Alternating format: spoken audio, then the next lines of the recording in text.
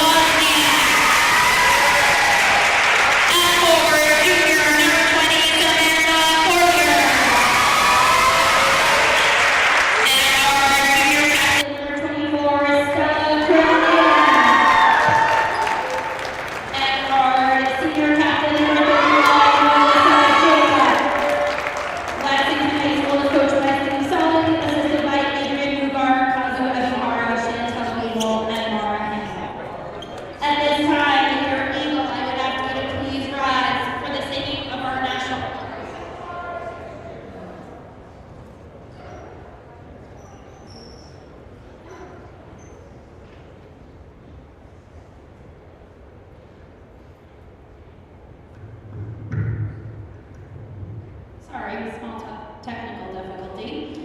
Now that you're standing, I would ask you to please welcome for the singing of our national anthem, Lexington High School Unified Basketball alum and former captain, Christian Rojas.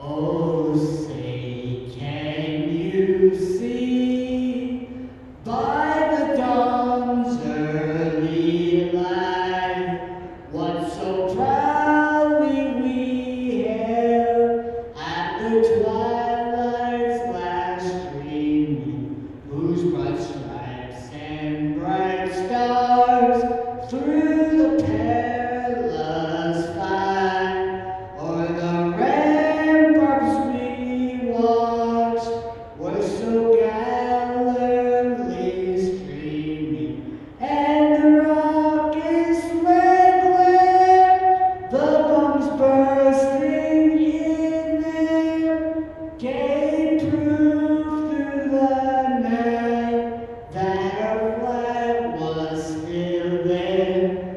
Oh, say does that star-spangled banner yet wave o'er the land of the free and the home of the brave?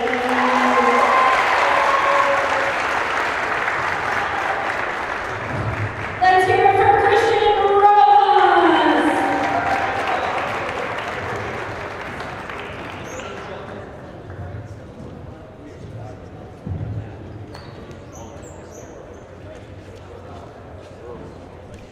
On the girls of Belmont. The Minutemen are back home for the second time this week, trying to make it 2 wins at home after they took down Stoneham on Tuesday. I'm Austin Raish, and Austin, it's going to be a great game here tonight. Pretty good competition here in the Belmont Marauders, but we'll see how it all shakes out. Much older lineup on that Belmont side comparatively to the Lexington side with much younger, more sophomores and juniors in that lineup. See who's going to take the tip here. It's going to be Wozniak for Lexington and McClendon for Belmont. As they get ready to get the game started here.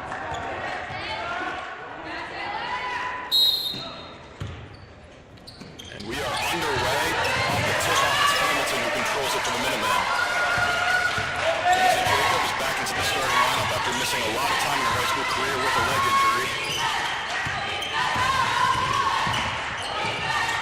Here's Cornetti on the baseline as she feeds it to Wozniak at the top. The Minutemen continue to move the ball around with about 15 to shoot now.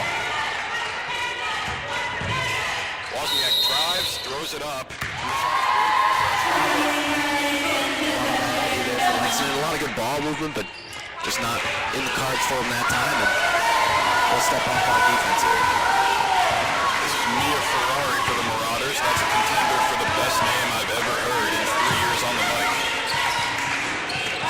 Good ball movement here by Belmont. And Steele breaks it up. Now Cornetti playing out of the point where she's so used to running things. Fortier kicks it to Cornetti. Her three-pointer is up and too strong. Rebound fought for, taken by Belmont. Pointless to a few possessions here. Both teams definitely want to step it up offensively. Zhang drives inside, kicks it into the corner. This is McClendon for three. Ooh, cannot bank it home. Rebound taken by Jacob. In and out action there, Austin. Just didn't go for Belmont. Seems to be a theme so far in this game. Good steal there for Belmont. Donahue feeds it up to Sheng. She's all alone, and she finishes for the first points of the game. Good job by Sheng on the break. Calm, cool, and collected. Ended up getting points. 2-0 lead here for Belmont. How is Lexington going to respond here to this offensive possession? Ball's on the ground. Donahue again was in the area. Jacob gets it to...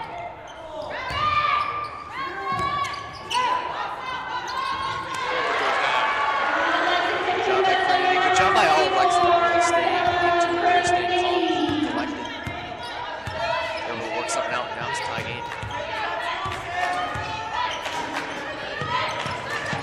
Ferrari's pass is broken up by Fortier and out of bounds. It's going to stay with Belmont here with 21 on the shot clock. See what Belmont does offensively here. 20 seconds now on the shot clock and counting.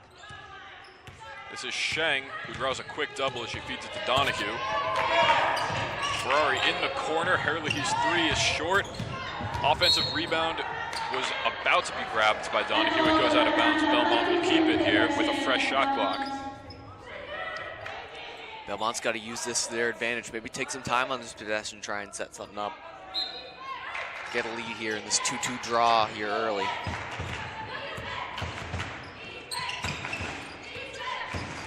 Jacob switches on to Ferrari. Belmont continues to take their time on offense. Keeping it on the outside of the key, having trouble breaking through here. Here goes Sheng. The foul is going to be called on the floor. Cornetti will pick that one up. The first foul of the night on either side.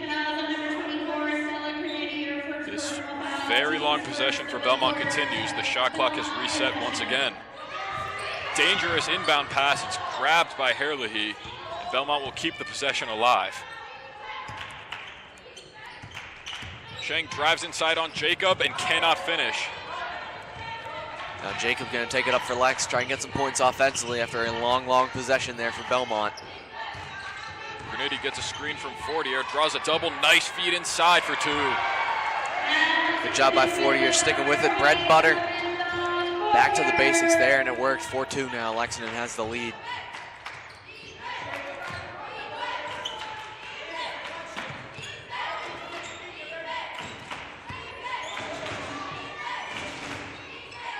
Thought about the three there, thought better, and then McClendon puts it down.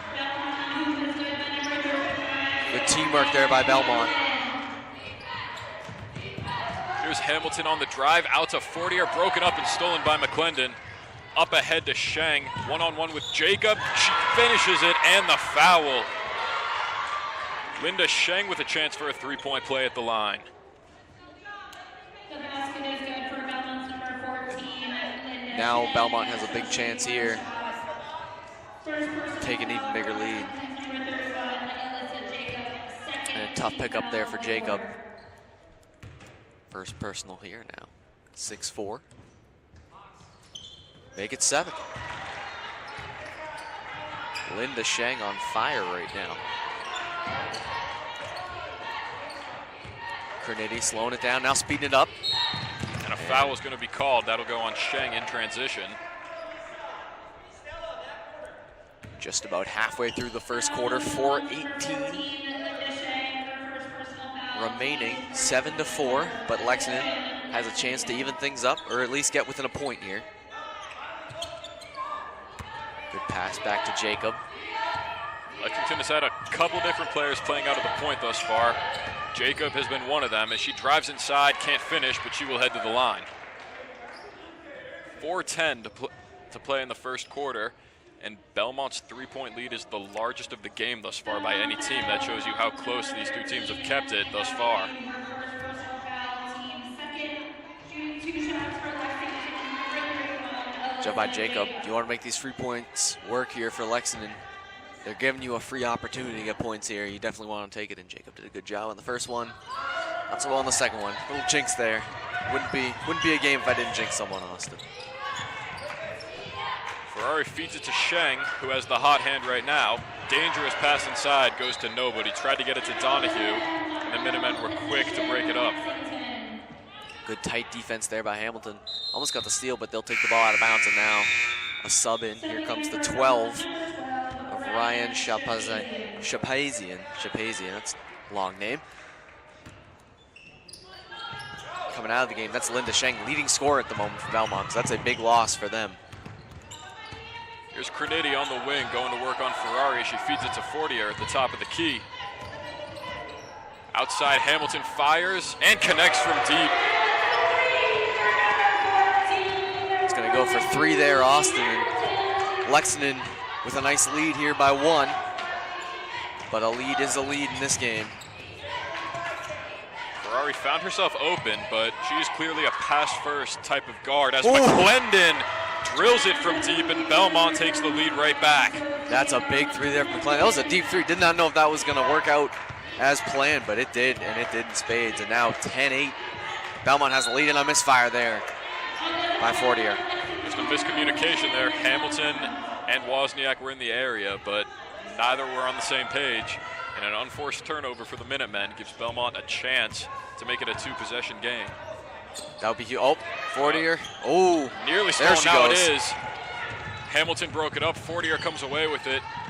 Now Cornetti drives inside, and now we'll back it out as Jacob takes it inside herself. She loses it. It goes off her foot, out of bounds. Possession, Belmont.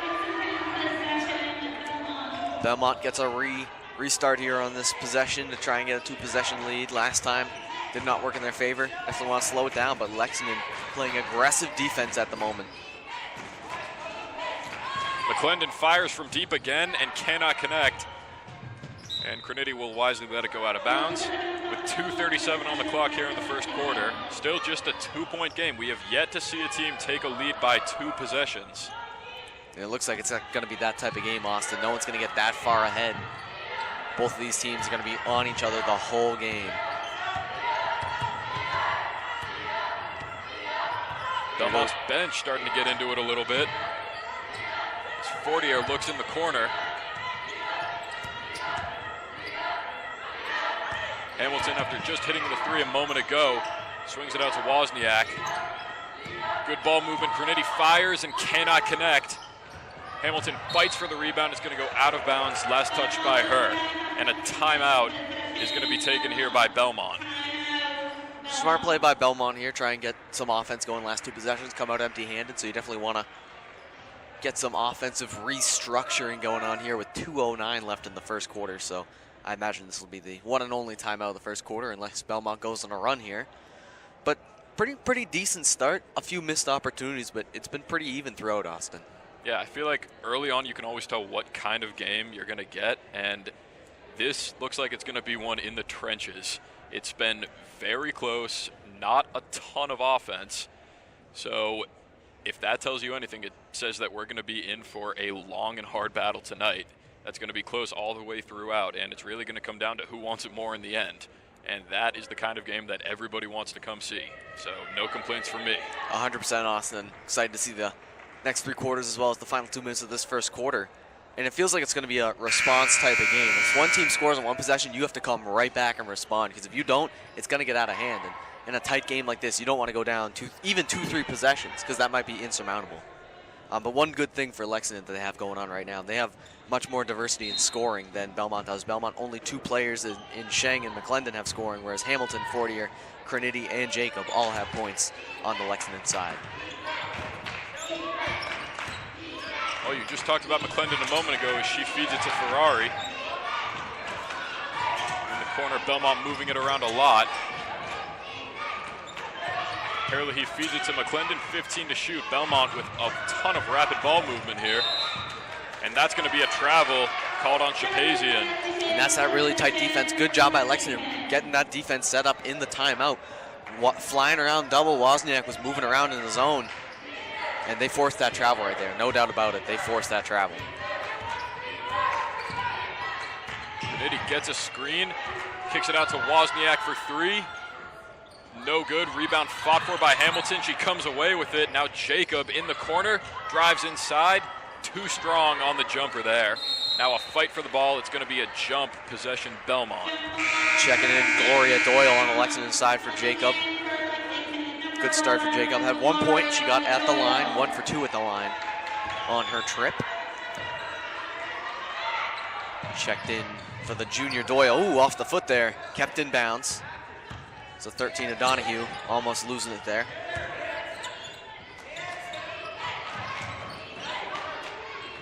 Continued hot ball movement. Hot potato here on Belmont outside the key. McClendon drives, puts up a tough shot. Too short off the rim. Now Doyle will have to fight for the rebound as we have hit the 1 minute mark here in the first quarter. Kennedy looking for someone, finds Hamilton. Lexington looking for some points here. It's Fortier driving inside, can't finish. Good she rebound. Gets her own rebound out to Doyle.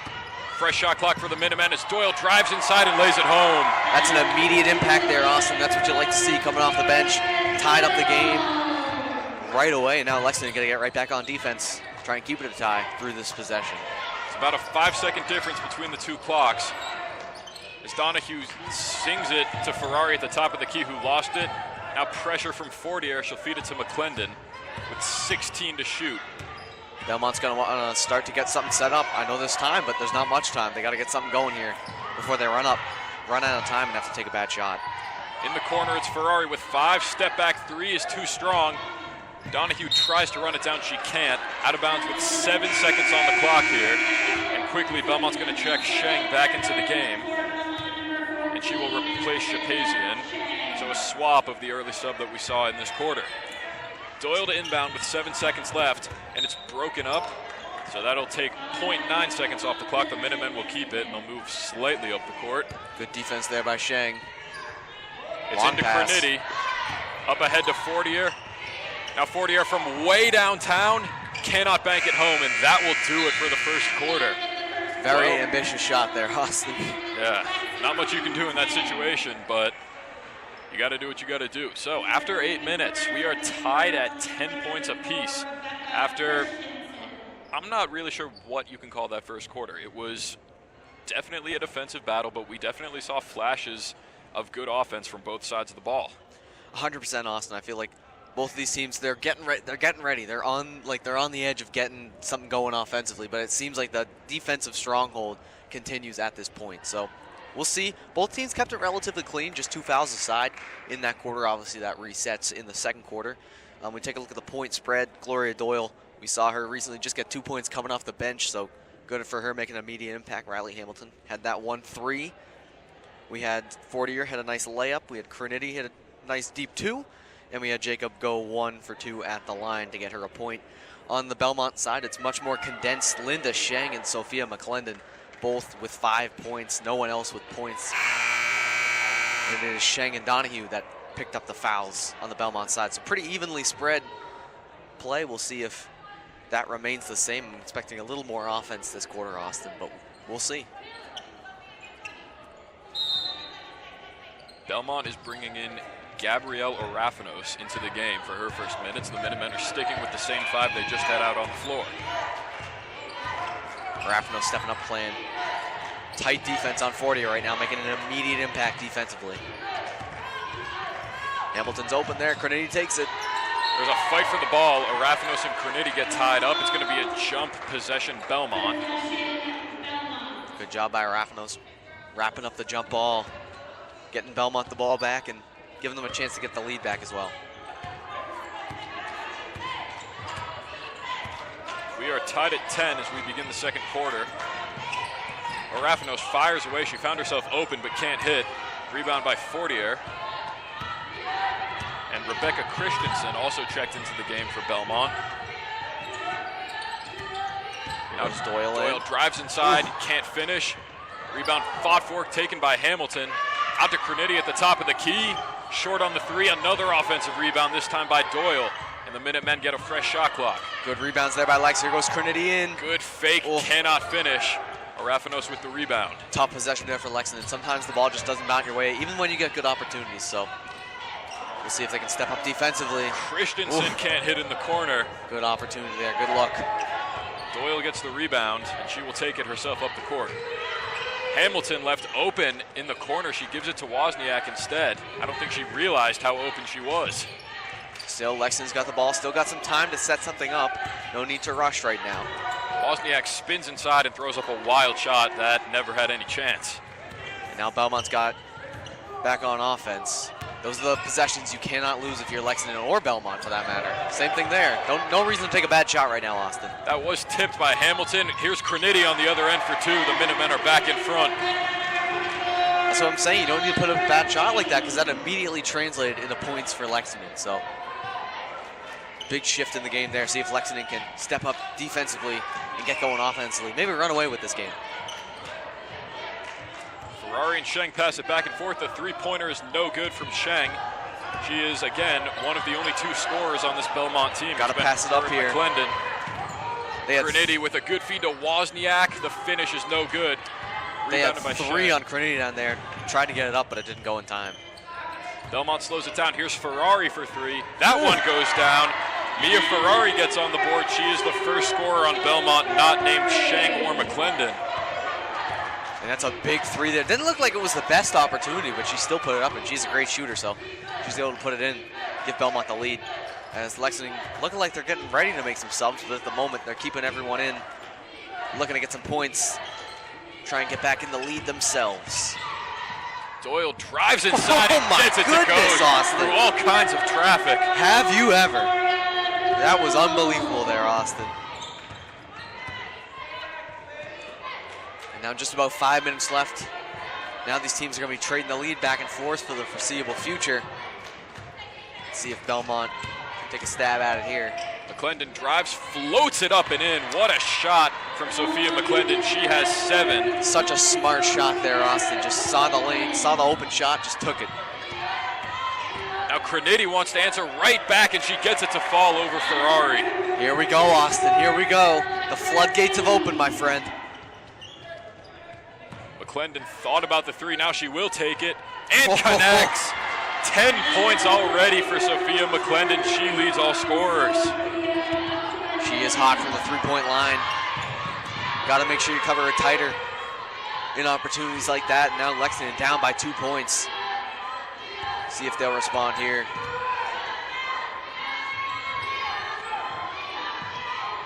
Doyle in the corner, gets past Sheng, feeds it to Hamilton inside, but she can't finish.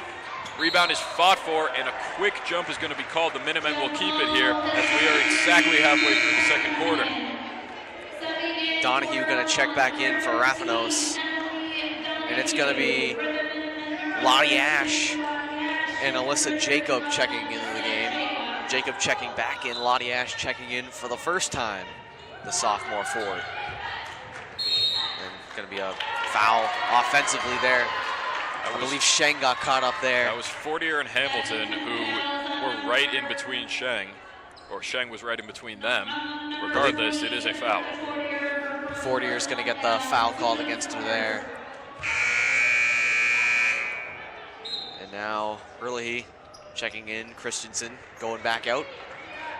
Made a good impact there, set some good screens, set up some good point opportunities for Belmont in her 4 minutes in the game to this point.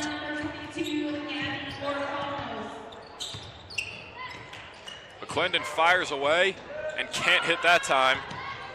Would have made it a 5-point lead for Belmont, which would have been the largest of the night. Now she tips the pass. Criniti gets it back. Tips it again. It's Sheng in transition with the steal. Going to work on Ash. Nice feed to Donahue for 2. Good job. Good passing there. That's a good teammate right there. Seeing your opponent. You could have gone late up. It would have been a tough layup. Instead, passing. Get the easy layup for Donahue. Now Jacob drives inside and quickly answers back. Tough shot there for Jacob. She still puts it away. Keeps it a one-possession game. So I'm talking about Austin. It's a response game right now.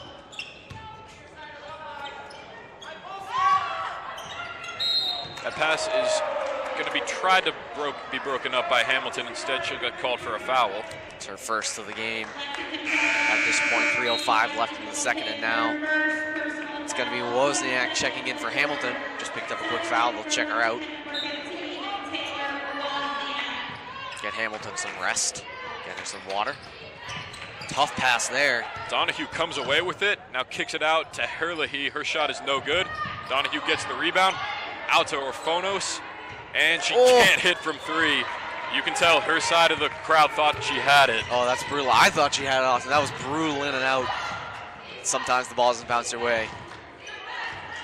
Ash kicks it to Fortier as she drives inside and finishes. We are tied at 20. Lottie Ash really thought about that 3 for a second, but then she thought better of it. Caught it back in, and then brought it out to Fortier. Clean possession there. That one's blocked. That was Criniti who blocked the shot by Orphonos. And now she'll take the feed from Ash as she pushes it up the floor for the Minutemen. Little shake and bake dribble here. Ash up. Takes the feed. Gets it in. The fall and the foul.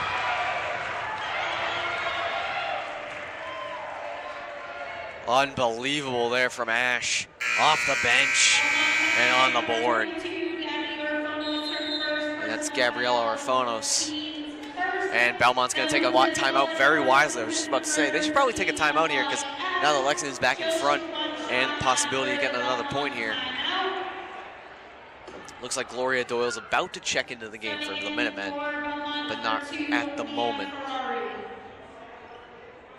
Well, Duncan, you were talking earlier about how the scoring has been very spread out for the Minutemen. Criniti's their leading scorer, but she only has 6 points.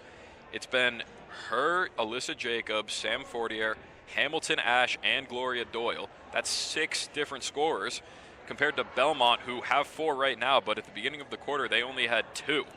So really, that can be the decider in big games. In close games, in the end, is how many different people can you rely on to score. And right now, Lexington has that advantage if it's going to come down to that. 100%, Austin. Right now, Lexington has 3 players that have more than 1 possession of points. Belmont only has 2. They have Donahue with a 2, and then Ferrari with that 3. It's Doyle who has 4, Criniti who has 6, and Fortier who has 4. So Lexington much more, and Ash here who can pick up a 3-point play if she plays her cards right at the free throw line. A lot of spin on that ball, didn't go. 22-20 is the lead for the Minutemen with 2:10 to play in the first half. Gloria Doyle is still waiting to check back in.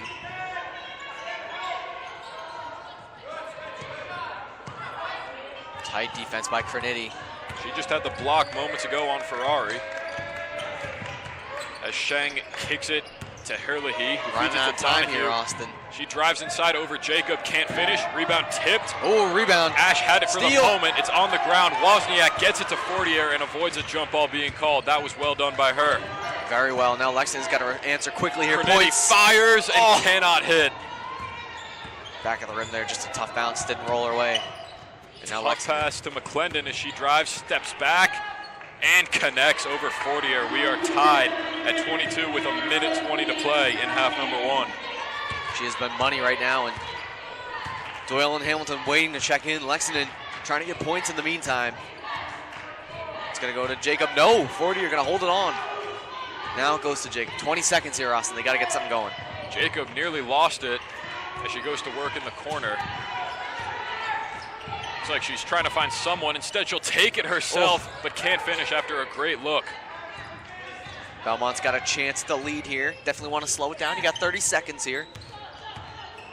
And a lot of difference between the shot and game clock, so nothing to worry about here except the shot clock. Donahue going to take a quick shot. Nails it.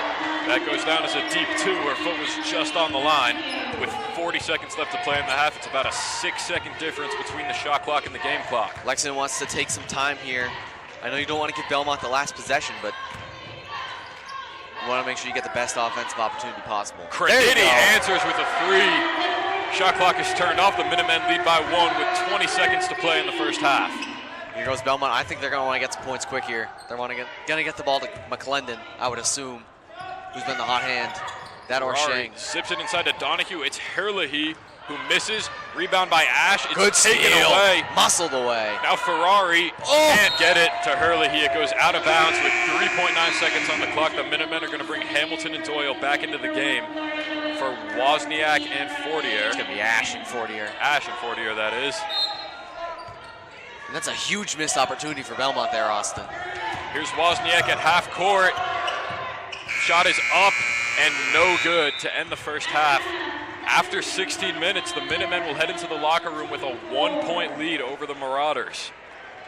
Austin, what a great end of the first half for those Lexington Minutemen. I believe we saw a show of coming attractions to that second half with the tight defense and that good offense for Lexington. I think they're going to start to pull away a little more than we saw in that first half. But 25-24, an excellent half of basketball. And we saw a lot of top performers right now for Lexington. Stella Crinity by far, 9 points. And for Belmont and for the game, it's Sophia McClendon. She put in 12 points that first half, Austin. Well, Duncan, I agree with you that the quality of basketball in that second quarter improved so much from what we saw early on. It's still definitely a defensive battle, but both of these offenses are starting to find their feet. And I think the competitiveness of this game is reflected by the score. It's only a 1-point lead for the Minutemen as they head into the locker room.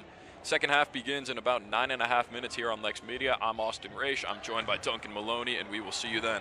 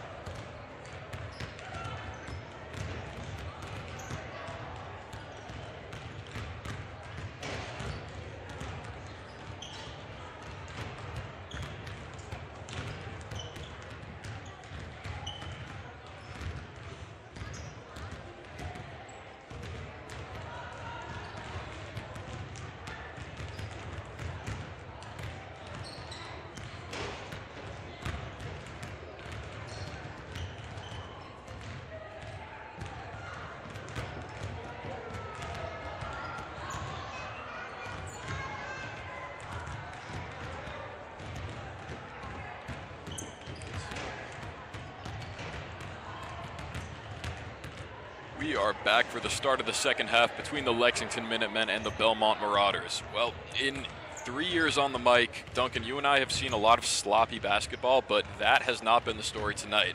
We were talking during the break saying that was one of the most clean halves of basketball that we've ever seen. It's been a gritty defensive battle, but these teams really aren't making mistakes. It's been competitive the whole way throughout, and right now the Minutemen only lead it by 1 as we gear up for the final 16 minutes of playing.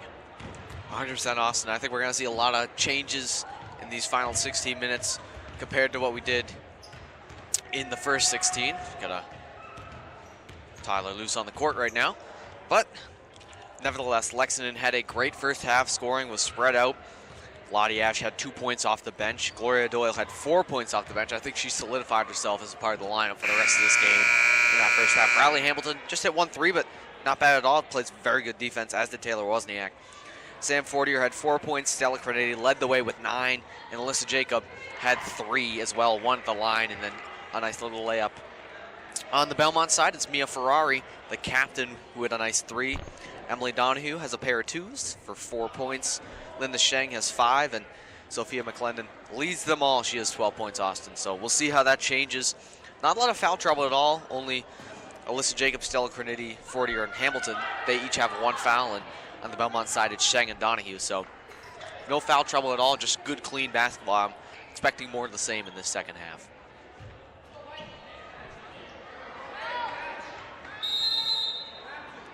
Sheng's going to inbound here to get this half started. She goes to Ferrari, and away we go, Austin. Both teams have their starters on the floor to begin the second half. This is McClendon, who feeds it to Ferrari. Her three-pointer right out of the gate is no good. Rebound tipped and taken by Fortier. Up ahead, a dangerous pass to Jacob as she backs it out. Looking for Crenady, and she finds her at the top of the key. Good ball moving by Lex right now. Got to work a shot in. There Jacob it goes. with a great feed inside. No good. Rebound tip taken by Donahue. Up ahead, Sheng, also one of the leading scorers in the game thus far. She feeds it to the leading scorer, who we just talked about a moment ago. McClendon steps back and connects from, that's a deep 2. Very deep 2 there. Foot on the line, saw it right away, but McClendon, they got to cover her tighter if they want to stop her. 26-25 right now, Belmont back in front. Jacob drives inside and leaves it short once again. Gonna want to restructure that offense, make some changes here. It seems that Belmont made some changes to the strategy, but overall, it's been working, and there goes Sheng. That shot goes down, and the foul. She is up to 7 points on the day. She can make it 8 here at the line and give her team a 4-point lead. So the Minutemen will quickly bring Gloria Doyle back into the game, replacing Alyssa Jacob. She picked up her second foul there, so they're going to want to get her out. Bring Doyle back in, got 4 points. And Sheng's got a point. Sheng's got an opportunity to get 8 points here if she can knock down this 3-throw.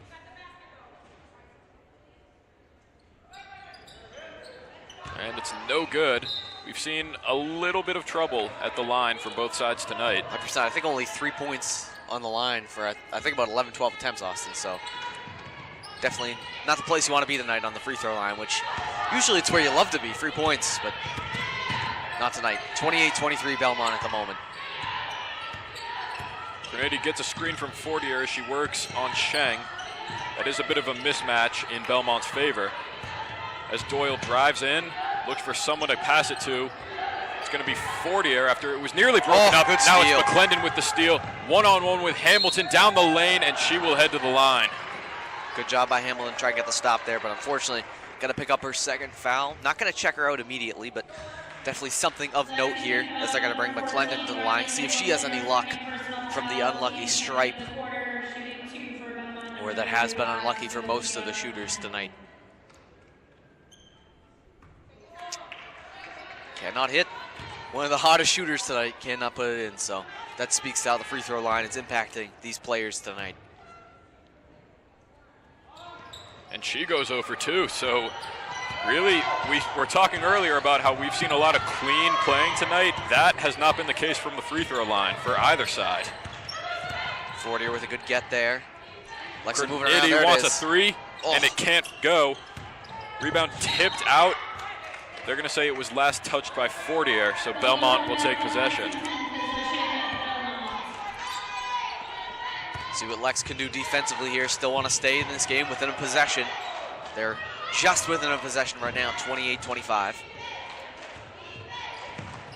Tight defense by Cornetti. This is Donahue, defended by Fortier. She tries to get it inside to Herlihy. It's broken up, but Sheng is there to get it. Lexington has to jump on that. Here's Ferrari can't hit from deep. Good rebound by Hamilton. With 5:40 to play in the third quarter, it's a 3-point lead for the Belmont Marauders. Very dangerous there for Lexington. Cornetti can't catch it in the corner. Timeout, Lexington. Good job at Lexington. You need to take a timeout. It's a little sloppy that first 3 minutes, or first 2.5 minutes or so of the first half. You could tell ball loose down there. Could have picked it up, didn't pick it up. Gave Belmont another chance, and then down here, Cornetti misstep, and she ends up losing the ball out of bounds. So Lexington gonna want to take a deep breath here. Listen, plenty of time. You're still within a possession. Just reset. Go back to what you were doing in the first half. Don't let the halftime stop the momentum. You need to keep it going here in this third quarter, and that's what separates a good team from a great team, Austin.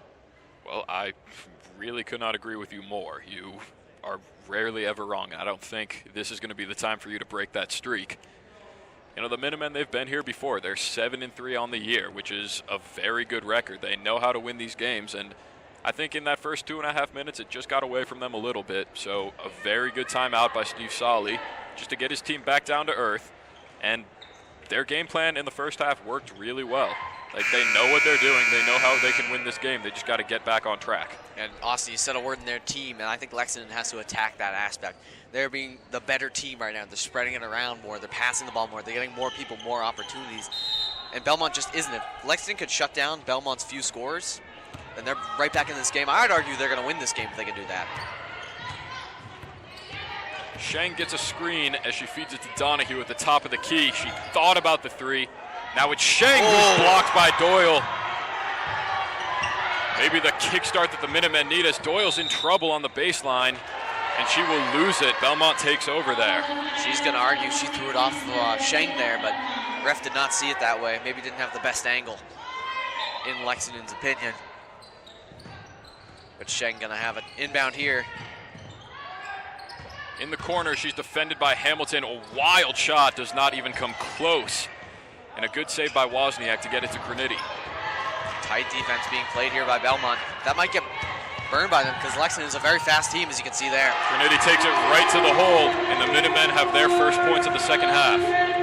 That's the problem when you play tight defense like that with Lexington, because Lexington has players that can just speed right by you. Jacob getting ready to check back in. I would imagine for Hamilton, but we will see. McClendon fires and can't hit. Offensive rebound by Sheng is blocked by Hamilton and out of bounds. Great rebound by Sheng there. And I believe Doyle's going to, no, it's going to be Wozniak. Wozniak's going out.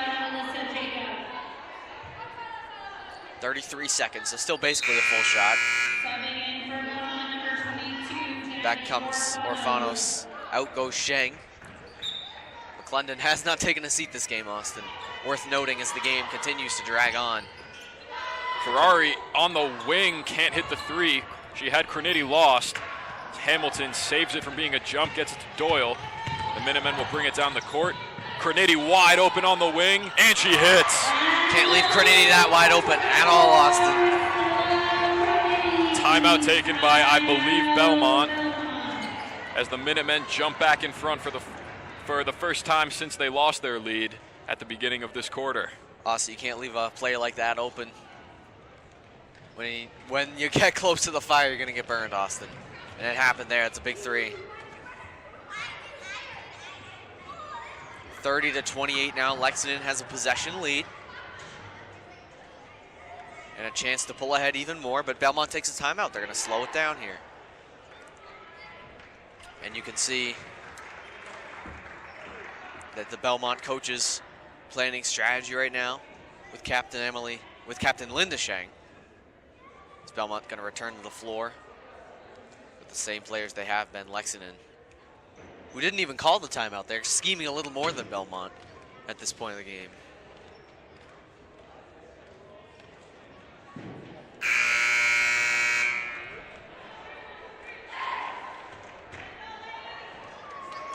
And here comes Lex back out on the floor. 4:21 now here, Austin, left in the third quarter. Still about halfway to go. Plenty of time for this game to turn on its head. Donahue draws a double in the corner. The pass for Ferrari is broken up, but she gets it back. Now a fight for the ball. It's going to be a jump. The Minutemen will take possession. Good job there by Lexington. That tight defense, they've been playing it good all night. And now a chance to take a 2-possession lead for the first time tonight for them.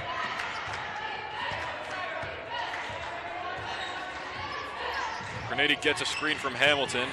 She feeds it across the court to Jacob, who drives inside on Orfanos and throws it right to Herlihy. Good job by Herlihy. Get her arms up. When you got that height, you got to use it.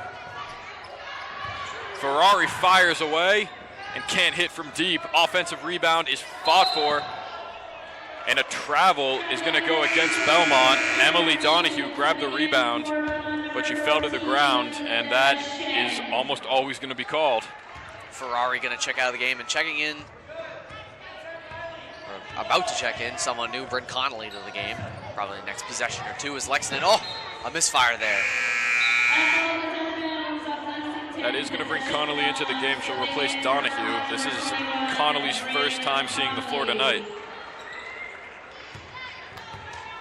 Now Sheng looking to get something going here. McClendon draws a quick double, which is typical, or at least what we would expect thus far, as she is tied for the lead with all scores as she's blocked inside.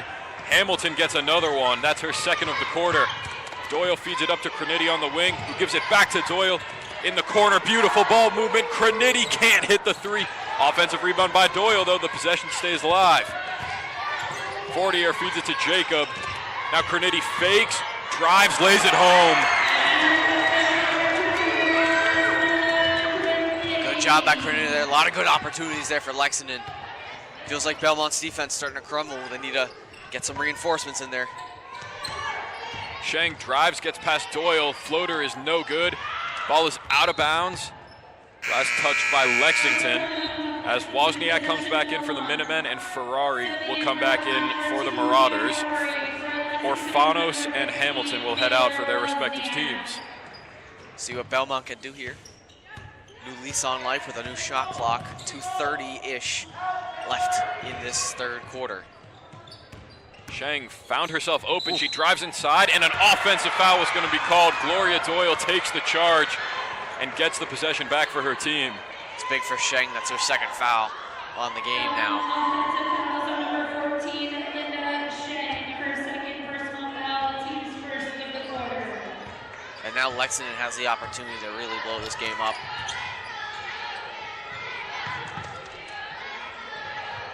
Wozniak in the corner, drives on the baseline out to Crenity. Minutemen slowing things down. Crenity tries a crazy pass that gets broken up by Sheng. You can see her coach in there, but just too ambitious. McClendon drives inside on Fortier. The shot is no good. There's no whistle. The teams will play on as Crenity is trapped on the baseline, but gets it to Wozniak. Minutemen have numbers. Jacob feeds it inside. Doyle is met, but a foul will be called. Big foul there. And tight defense by Bryn Connolly there on the other end. Unfortunately, they got caught too deep, and it's going to go on the line. Her first. That's worth noting. She's been very good. Belmont getting ready to check some people in. Free throw line does not necessarily mean points in this game, Austin, as we've come to learn. Gloria Doyle has been pretty hot. Not enough. It's a curse. Christensen and Donahue back in the game. McClendon checks out of the game for the first time. 14 points. Hasn't had any points within the last 3 minutes, Austin, so maybe get her some much needed rest here before gearing up for the end of this game. There it is. So for the first time in a while, a team scores at the free throw line. Doyle's going to check right out of the game, being replaced by Lottie Ash after that. It's a 5-point lead for the Minutemen. That is their largest of the night. Lottie Ash, also a good player off the bench, got 2 points. 0 for 1 at the line, but 2 points off the bench. Pretty good. Here goes Bryn Connolly working. She'll feed it back to Ferrari, defended by Jacob. Now Sheng in the corner. Belmont continues to move it around, just trying to find someone open. As Fortier breaks up the pass, Crenity comes away with it. 1.5 minutes left to play in the third quarter. as Jacob goes to work on the baseline and feeds it back to Crinity. Ash on the wing to Fortier. The Minutemen continue to move it around. Crinity drives and kicks it out. 15 to shoot here. Got to get something off here, Austin. Ash in the corner, goes to work, looks, and the pass is broken up by Sheng, intended for Crinity with 7 to shoot. That's going to bring Riley Hamilton back in, and Faith Kim will get her first minutes of the game.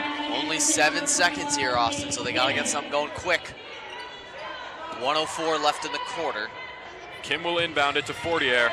Minutemen need to get a shot off quickly here. It's Crinity with 3. It's not going to be a good shot here, Austin. Pass to Wozniak, and it's going to be waved off.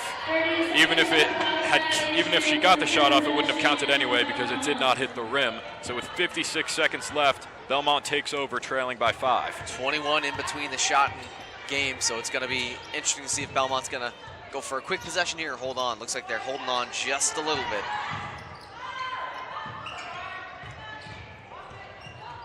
Ferrari taking her time with it as Connolly takes it in the corner.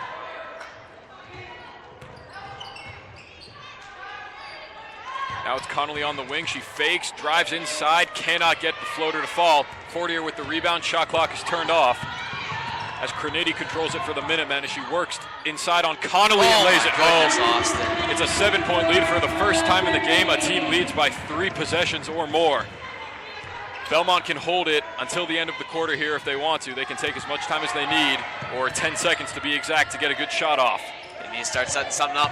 Bad pass there. Sheng with 5 goes to work against 2 defenders. Donahue fires for 3. Ooh, no good. Rebounded by Ash, and that will do it for the third quarter. Well, 3 quarters of tough, gritty basketball, but the Minutemen are going to go into the final 8 minutes with the largest lead of the game for either team. They lead at 35-28. They're starting to get ahead here, Austin, and there's no doubt that Belmont needs to make some changes, and they need McClendon to get back on, and she's about to check in, so she's coming back in for these final 8 minutes, but she really needs to step up and help out this Belmont team. Haven't had points in a while. 35-28 right now, Austin. Not good for the Marauders. And it's been attributed to the success of Stella Crinity. Put up 18 points thus far and still 8 minutes to go for her to get some more. Gloria Doyle is the next closest, and she has 5. So that speaks to how well Crinity has been playing tonight.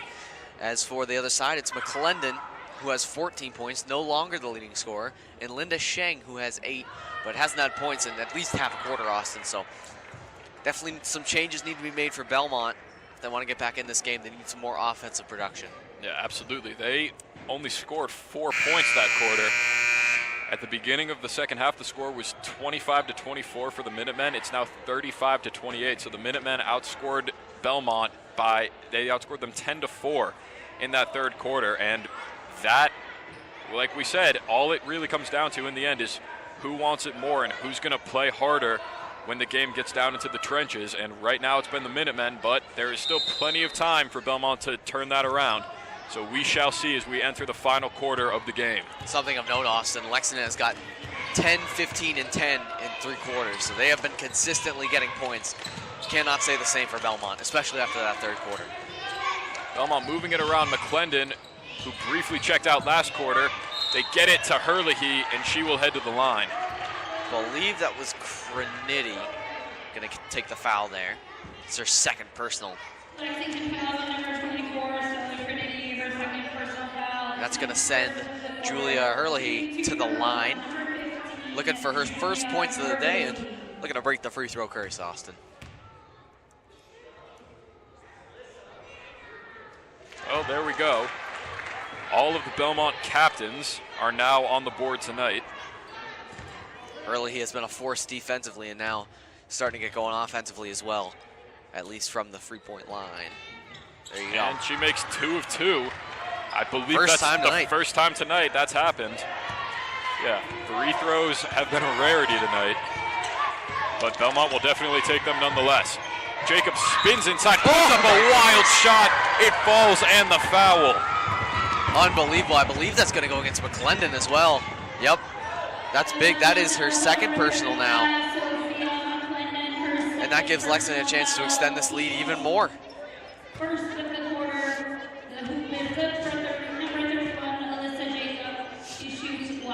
Not going to go. Free throw curse continues for the moment for the Minutemen as Donahue brings it down the court for the Marauders. They trail by 7 with just over 7 to play in the game. Need to get something going here offensively. And now good it's steal, stolen not by gonna work. Fortier. The ball's on the ground. She gets it to Doyle to avoid the jump ball. Jacob cannot get it to Doyle. It goes just over her head. Little hot pass, just trying to keep the pace of the game up. And when you're in a moment like that, you don't have to keep it like that, especially if you're Lexington. You can slow down the game a little bit. It's okay. You have enough possession. You have a little bit of a buffer if you're the Minutemen at the moment. But now Belmont has a chance to cut into this lead just a little bit. Ferrari tries to zip it inside to McClendon, and another unforced turnover for the Marauders. And the communication breakdowns are starting to show in full force. You can see the Marauders, who haven't had a lot of spread in their points, as we've mentioned many times this game, is starting to show how Lexington's locking them down defensively, and there's nowhere else to go. Fortier feeds it to Crenity, defended by Herlihy as she backs it out. Now she brings it in and backs it right back out again to Jacob. Jacob steps back from the baseline and connects. It's a 9-point lead for the Minutemen. Alyssa Jacob on fire right now. 4 points already in this fourth quarter. 7 overall in the game. She is very good right now. Oh, almost a steal. Oh. She almost got 2 more there, or what would have been a very easy 2. Here's Sheng at the top of the key. Wide open, it's Ferrari. And the 3-pointer's no good. Boy, Belmont needed that one badly. Sheng can't get the offensive rebound to fall. And another huge missed opportunity for Belmont. Cannot be understated how massive that miss was for them. And now Lexington has a chance to get a lead even more, throw this game off the rails. If I'm Belmont, I want to take a timeout here. Well, it just got a heck of a lot worse. Gloria Doyle gets the shot to fall and the foul. It's a double-digit lead for the Minutemen, the first of the game by either team tonight. I believe that's going to be on Donahue. And here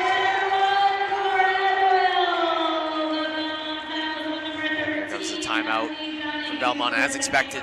Game's starting to get away from them a little too much. This is, in my opinion, in my humble opinion, this is really the last chance. I know we have a lot of time left in this game, but this is probably the last chance Belmont has to get back into this game before it gets too bad. And Lexington right now is a train, and I would not want to be in their way. They are moving. And Belmont just kind of stuck in the water. You know, they haven't really been able to get out of that funk that they got into at the half. So Belmont going to try and make any changes they can at this point, but right now they just seem like they're locked down too much by Lexington's good defense, and it's showing how they haven't been able to spread the points like Lexington has. Lexington has 6 players with points, and Belmont just 5. Yeah, early on we said that this game might be slow, but eventually both teams are going to pick it up, and right now that's really only been true for Lexington. I mean, their lead is 11 right now, could be 12 at the line, and Belmont, on the other hand, has only scored 6 points in the entire second half. That is definitely not how you win games, and something needs to change, and it needs to change fast for the Maroon team. Doyle still has a trip to the line here, so a chance to make it 42-30, a 12-point game. And she does just that. She is up to 8 points on the day. Wozniak is going to come back in. Doyle will go right back out after hitting the free throw. Doyle, 8 points tonight, all off the bench. Unbelievable performance from her. Less than 6 minutes to play as the Minutemen lead by 12. Belmont desperately needs to get it going on offense here. Ferrari was open, but she feeds it to Donahue, who gives it right back. 15 to shoot as Sheng gets a screen. The 3-pointer banks home. Belmont finally gets the offensive response they were looking for. They still lead, or they still trail by 9, however. That was, I mean, it's after 5, Austin, but the bank's still open for Belmont. And now, a little momentum change. If Belmont can get a stop defensively, I think they might be pretty close to being back in this game. Wozniak lost it inside for the moment. Now Crenity, good fake, drives inside. It was tipped out of bounds. Lexington will keep it with 11 to shoot and 5:10 to play in the game. It cannot be overstated how much Lexington needs a stop here. Belmont needs a stop here defensively, excuse me. They might just get it. Hamilton is wide open, and a terrible roll off the rim robs her of 2 more points. Now it's Donahue on the other end. The floater Oh my gets a goodness. friendly bounce. Here they come, Austin. Here they come. Donahue 6 points. She has really come alive in this second half. And now Crinity travels as McClendon was about to disrupt her pass to Hamilton. An unforced turnover by the Minutemen gives it right back to Belmont. And Doyle for Wozniak. And timeout Lexington. Yep.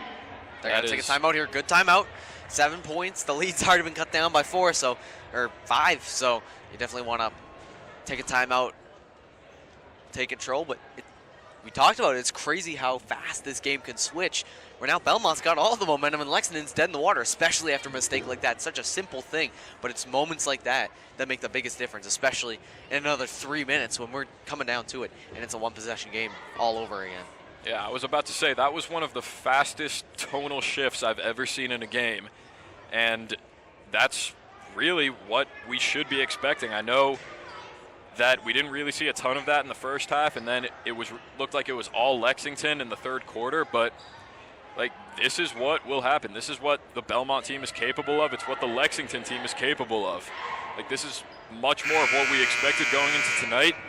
Right now, Belmont has a ton of momentum, which is the exact opposite of what it just was 2 minutes of game time ago. So it's shaping up for a good finish to tonight's game. Stick around, Austin, stick around. It's Ferrari off the inbound for Belmont. McClendon gets it in the corner. Her three-pointer is up, and it does not go. McClendon very quiet, no points this fourth quarter at all, and no points through the final at least 3 minutes of the third quarter. So Lexington's definitely done a good job of shutting her down. Doyle with a tough pass to Fortier, and they have to send it back out. Here's Crinity defended by Donahue as she drives inside, gets to the hole and lays it home. Beautiful, that's 20 points on the day, Austin. Unbelievable, almost half of Lexington points have come from number 24. She has now eclipsed McClendon as the game's leading scorer. She actually did that a little bit earlier on her last made shot. Now here's McClendon, who has had a very quiet second half. Feeds it to Donahue. Her baseline jumper's no good. Rebound fought for, grabbed by Fortier. Lexington trying hard to pull away here. Jacobs got a good shot. She's wide open, but misses everything from the baseline. A little too much gumbo on that one.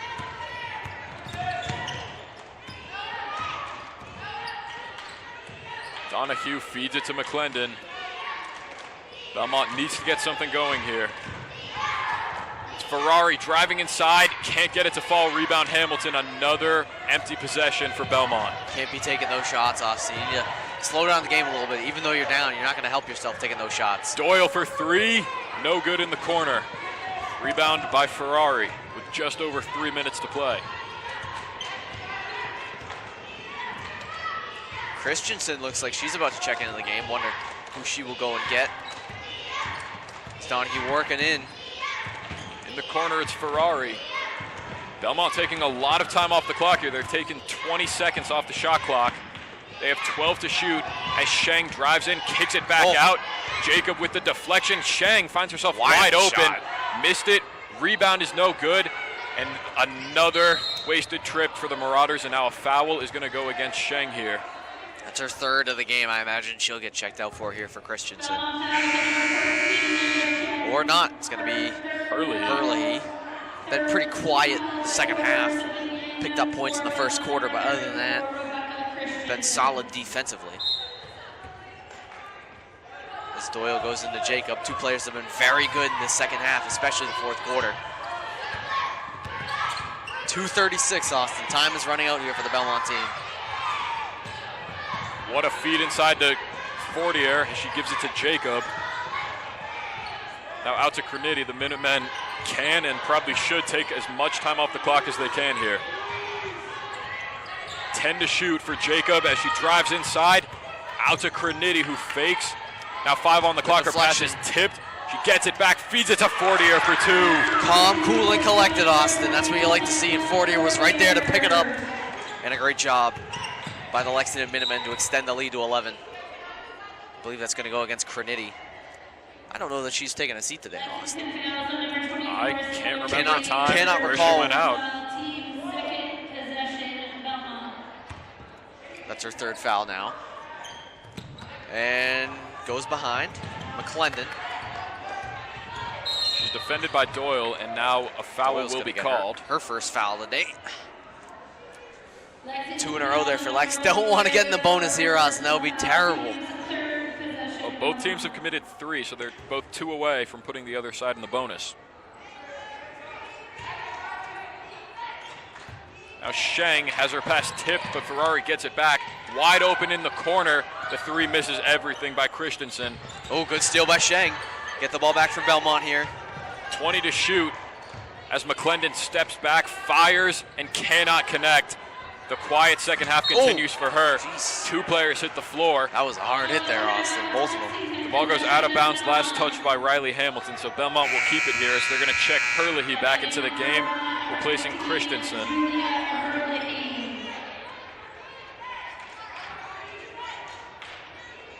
See what Belmont can cook up here. It feels like the lead might be a little too insurmountable at this point, but still a lot of time left. Donahue Wide with open. a nice move inside, takes the easy 2 points. It's back to a single-digit game, but Belmont with not a ton of pressure on the Minutemen before half court. You'd think they would want to change that up a little bit. 100%, but it feels like they're going to let Lexington run its course here.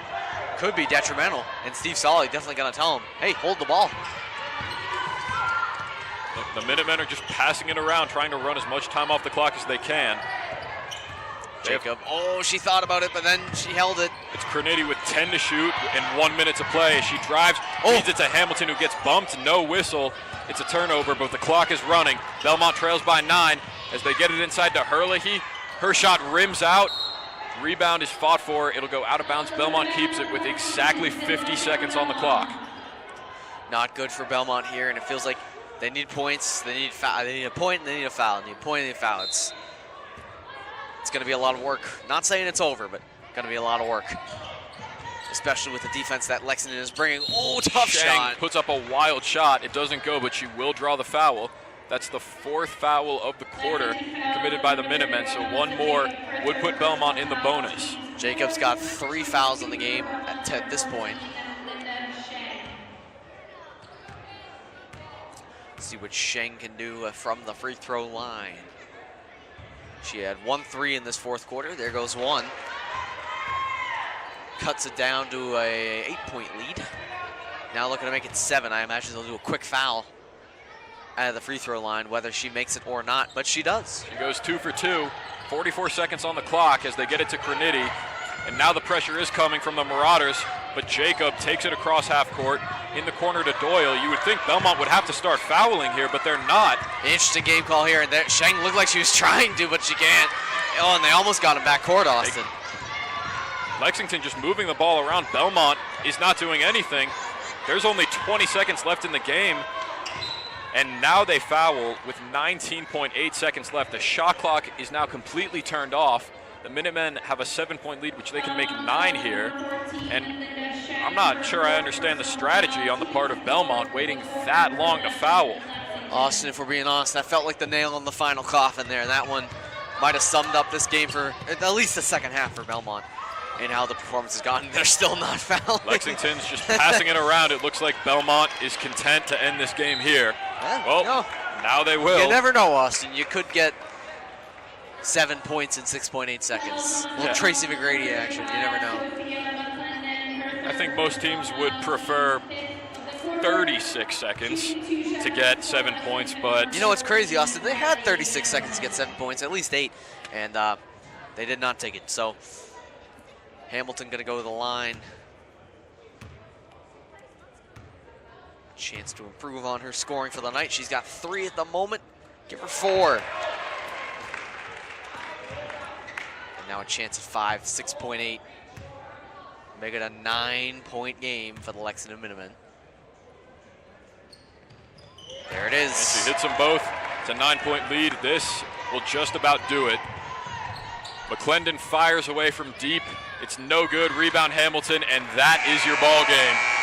The Minutemen overpower Belmont in the second half. They win it by a final score of 48-39. Austin, what a game and what a performance by Lexington. We'll start with Belmont. Great performances by Emily Sheng. She put up 12 points, 8 points for Donahue. She really came on late. She only had 2 points entering about halfway through the 3rd quarter. She really stepped it up. Ferrari had 3, Herlihy had 2, but McClendon led the way with 14. Not too much by Shang. Shang ended up catching her.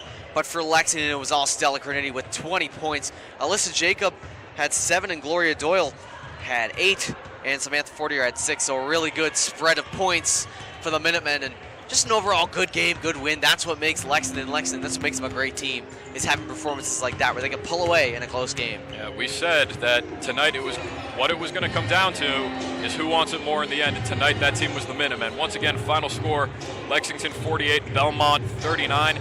Stick around because the boys teams from these two towns will be squaring off in about half an hour. We will both be on the mic for that, and we're also going to be joined by Toshio Yuki. So, from all of us here on LexMedia, thank you for joining us tonight. If you will not be sticking around, I'm Austin Raish, and I'm joined by Duncan Maloney. Have a great weekend.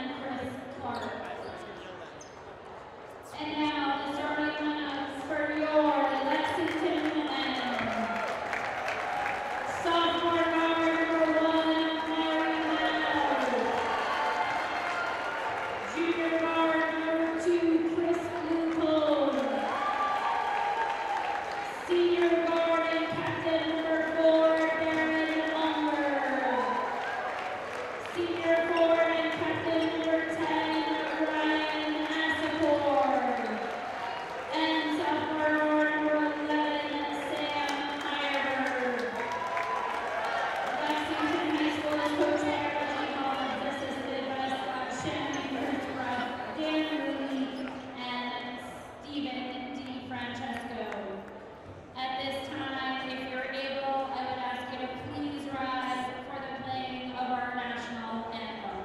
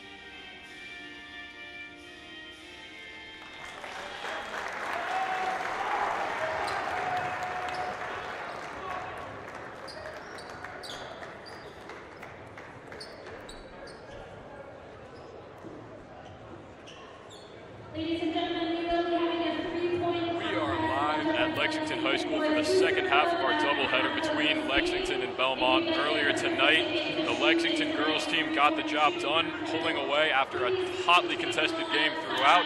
They ended up winning it by 9, and tonight the boys team for the Minutemen looks to make it 2-0 on the night in front of a blacked out crowd. It is all business for them tonight. I'm Austin Raish here on LexMedia. I'm joined once again by Duncan Maloney and Toshio Yuki. Austin, it's going to be a great game tonight. Student section is out in full force. We got a great starting 5 out for both teams. It is going to be one heck of a game, Toshio. I mean, what more can you ask for? Friday night, full house, packed in the gymnasium, 2 great teams going down in a showcase here. It's going to be a great night, Duncan. I hope it's a close one, Toshio. Game is just about to get underway. Asapor will jump for the Minutemen, and Gabriel Meyer-Heron will jump for Belmont, 2 seniors.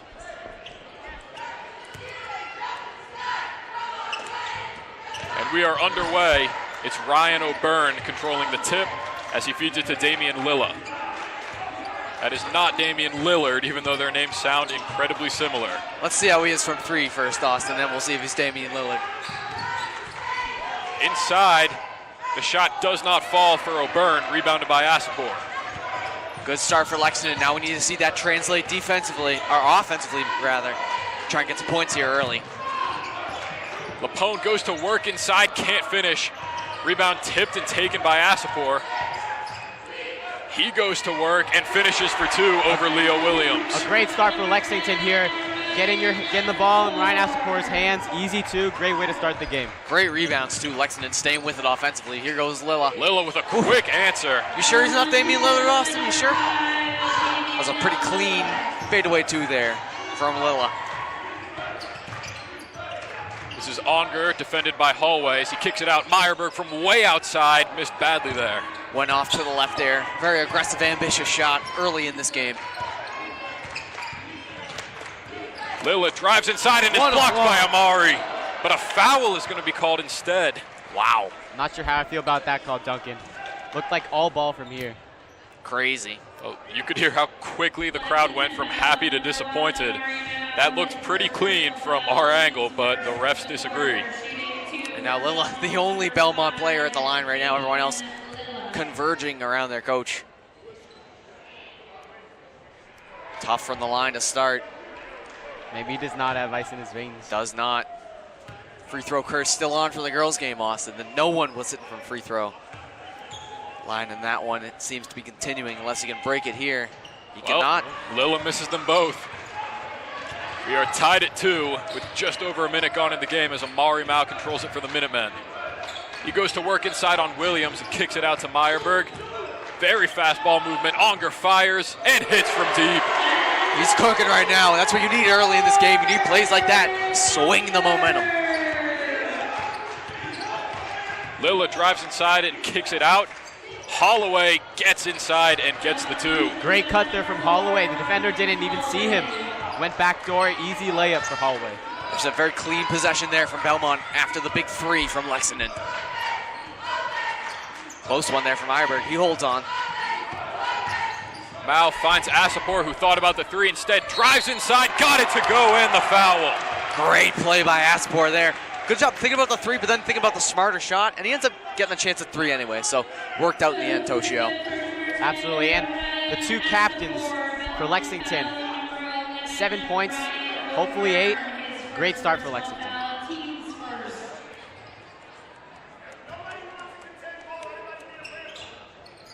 Asapor knocks it down. The Minutemen lead by 4 early on. Leo Williams going to take it up against Mao. Not super tight defense, but up there enough.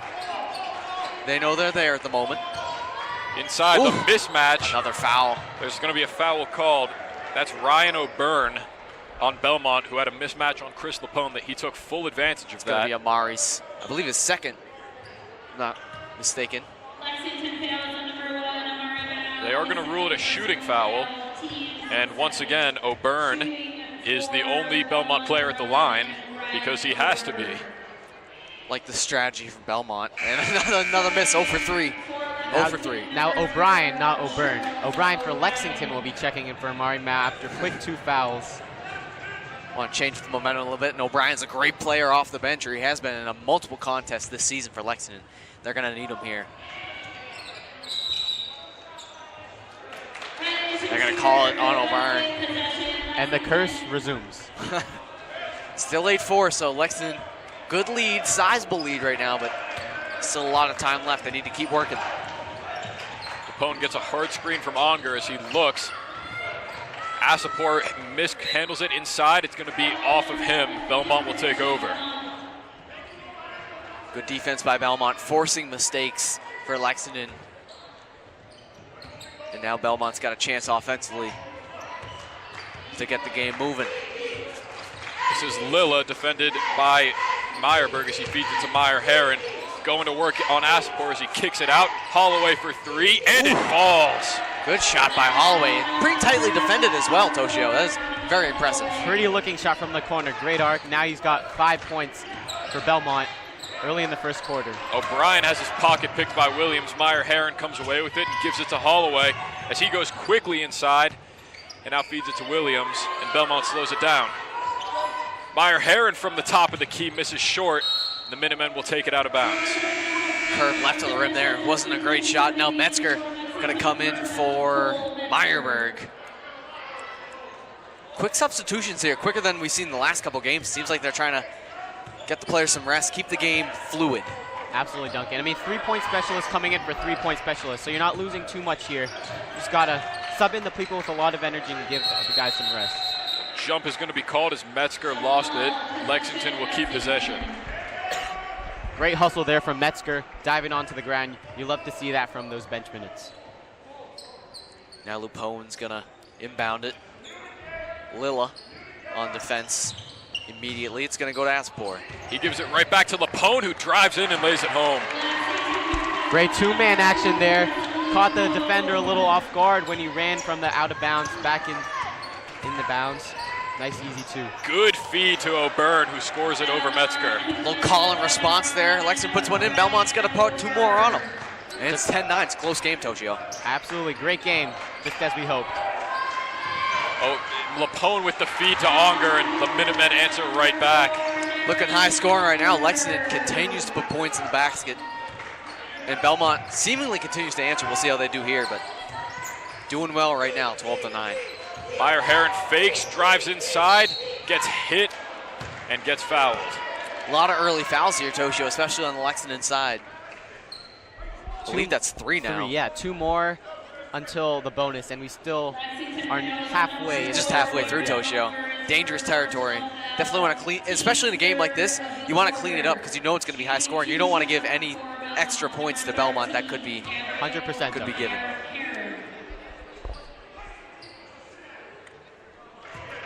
Belmont makes their first free throw of the game, and once again, Coach Darren Martinez of the Marauders is using those first free throws as mini timeouts to go talk with his 4 players who are not at the line. Only 1 man up for Belmont, other 3 back on defense. Doesn't matter, he made it, but still worth noting if that did not go in.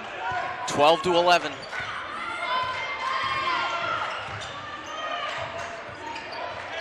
Onger from way outside cannot hit. Rebound taken by O'Brien, and a fresh shot clock for Ryan Asapor. His 3-pointer is up and missed everything there. Not close there, ambitious shots. You got to take them this early in the game when it's close, you never know. In Wide the corner, O'Byrne misses short on the 3. Rebound is tipped by Onger, goes to Lapone. O'Brien down the lane. He is sent back.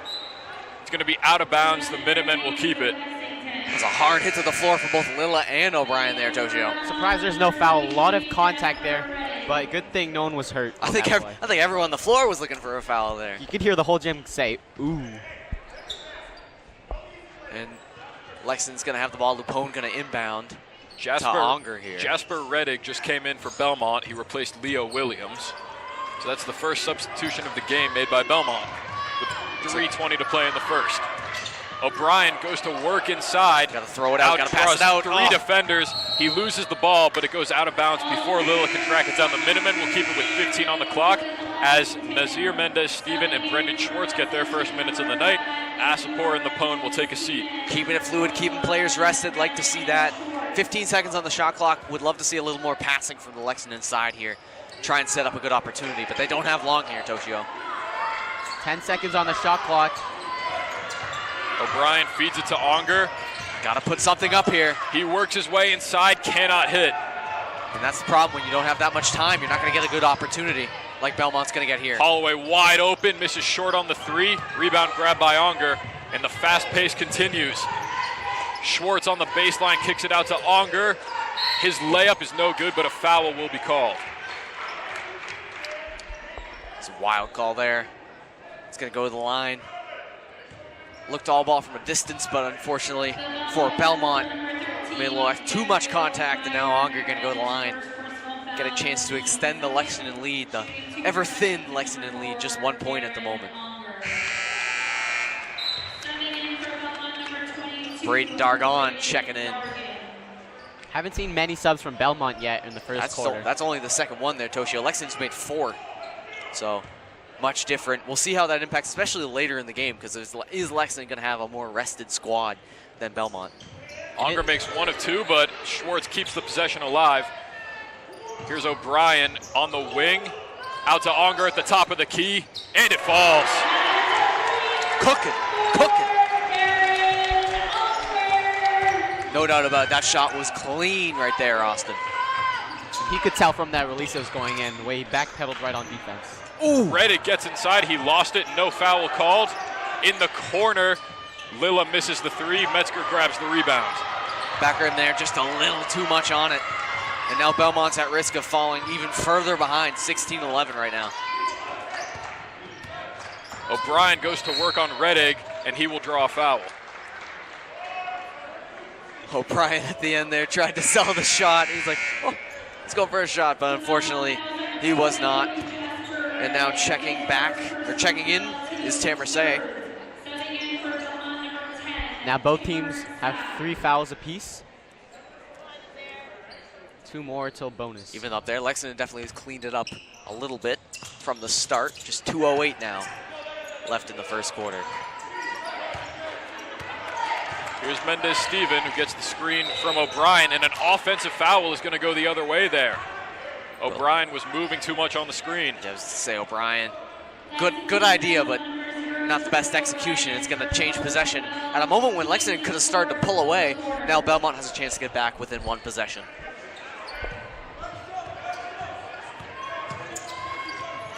This is Reddick, defended by O'Brien, as he feeds it to Hallway.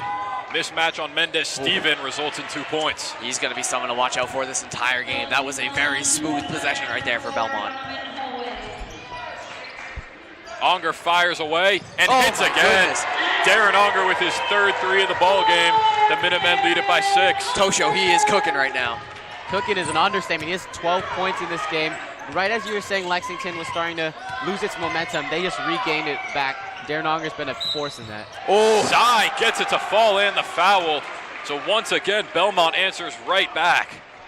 Tamer Sai off the bench making an immediate impact, and that was a big shot right there.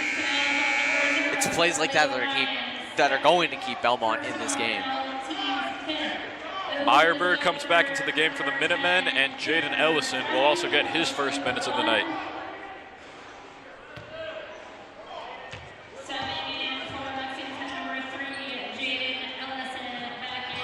Sai completes the three-point play. That foul also put Belmont in the bonus. That was the 5th of the quarter for the Minutemen.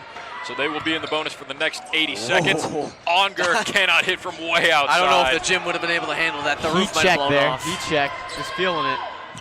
Inside. Unger sends back Dargan's shot. That's a big block there. Took an ambitious three, but then gets right back on defense and makes a big play. Belmont got 29 seconds on the shot clock, so still plenty of time, but got to be careful here. Make sure you set something up. Mendez Stevens back out for Meyerberg, who's back in the game for the first time in about 4 minutes. Hallway taking his time here offensively, something we haven't seen a lot of from either side of the ball. 1 minute and counting here, Austin. Quarter has flown by, 19-16, Lexington leads. Lilla finds Hallway in the corner, 10 to shoot for Belmont. Hallway's mid-range jumper is no good. Offensive rebound by Dargan resets the shot clock. Going to be about a 13-second difference, 12 maybe. The baseball Does pass not inside is matter. broken up by Asapor, who just checked into the game, replacing Mendez Steven. Now it's going to be about 4.5 seconds, but a quick shot. Great feed inside, and Schwartz finishes it. Good job by Schwartz putting up the good shot, and the ball luckily bounced our way, Toshio. Love to see the aggression from Darren Unger. Could have easily slowed down the clock, shot clock, save it for one final shot, but decided to get the points. And now the shot clock does not exist. 16 and counting. Dargan feeds it to Hallway, and he will be fouled by Meyerberg with 14 seconds in the quarter. Refs are not taking any prisoners right now. 6 fouls for Lexington, 9 total in this first quarter. Unbelievable. It's going to be interesting seeing how both teams adjust their gameplay and their strategies based off the refs, because the refs play a big role in these games. You have to adapt, Toshio. You do have to adapt. Oof. Tough bounce there. Coming in, it's going to be Jaden Arno.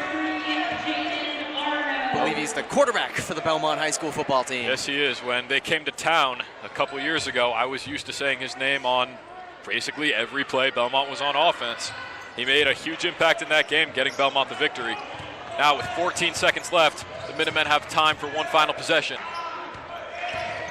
Asapor drives inside, kicks it into the corner. Ellison from the baseline misses everything there. Rebound is taken, Reddick fires, and you could see it graze the net, but it's no good. After one, the Minutemen lead it 21-17. What a quarter, Austin. A back and forth quarter offensively. It was an amazing quarter. Defensively left a little bit to be desired, but it was a great quarter. 21-17 for Lexington. Having a lead going into that second quarter is big. I would like to see a little more teamwork, a little more passing. I think Ellison could have found Unger. Unger's been great from three. There's no doubt he would have had a better shot hitting a three than Ellison hitting a deep two. But nevertheless, 21-17, can't be disappointed. It's about staying in front. It's about maintaining what you have right now if you're Lexington, because you're going to have a close game, it's clear. Absolutely, Duncan. I mean, last time when Lexington played home against Melrose, they had a huge lead at the first quarter, and then slowly Melrose climbed their way back into this game. So this is a much closer game than last time, and Lexington, if they want to keep it out of Belmont's hands, they got to step up their defense, because both offenses have been lights out tonight. It's been a shootout. 100%. And in this game, it's about who's going to pull ahead, and it's about the mindset that you have. Because if you're Belmont, you don't want to have the mindset of, oh, we need to try and get back in this game. You're in this game, you just need to try and go possession by possession. If you're Lexington, you're trying to pull away. You know you have the lead, you're just trying to get more and more in front than you are now. And you also have the home court advantage, too. Yeah, you got the crowd on your side. Just got to hit a couple threes, and you got it. Looks like it's going to be Jasper Reddick checking into the game. It's going to be inbounding. A lot of pressure from Lexington early on in the second quarter. Arno found himself more wide open than he thought. Probably would have taken the three if he had realized it. Instead, it's Reddick now defended by Lapone. Dangerous pass there. A lot of ball movement here from Belmont. They can't seem to get into the paint. Arno fires away. Short. And can't hit from deep. It's going to be tipped by Asapor and out of bounds, so Belmont will keep it. Good job by Belmont moving the ball around, but they could not seem to get through, so it's going to be about how they can do that here. That is not something you want to see early coming out of a timeout, coming out of a break, so Belmont's got a lot of work to do. They got a break here, though. In the corner, Cy fakes and now feeds it to Hallway. His jumper does not get the friendly bounce. Strong rebound by Unger. Good shot, good idea, but it just did not bounce his way. That happens sometimes. Meyerberg loses it inside, but a foul is going to be called.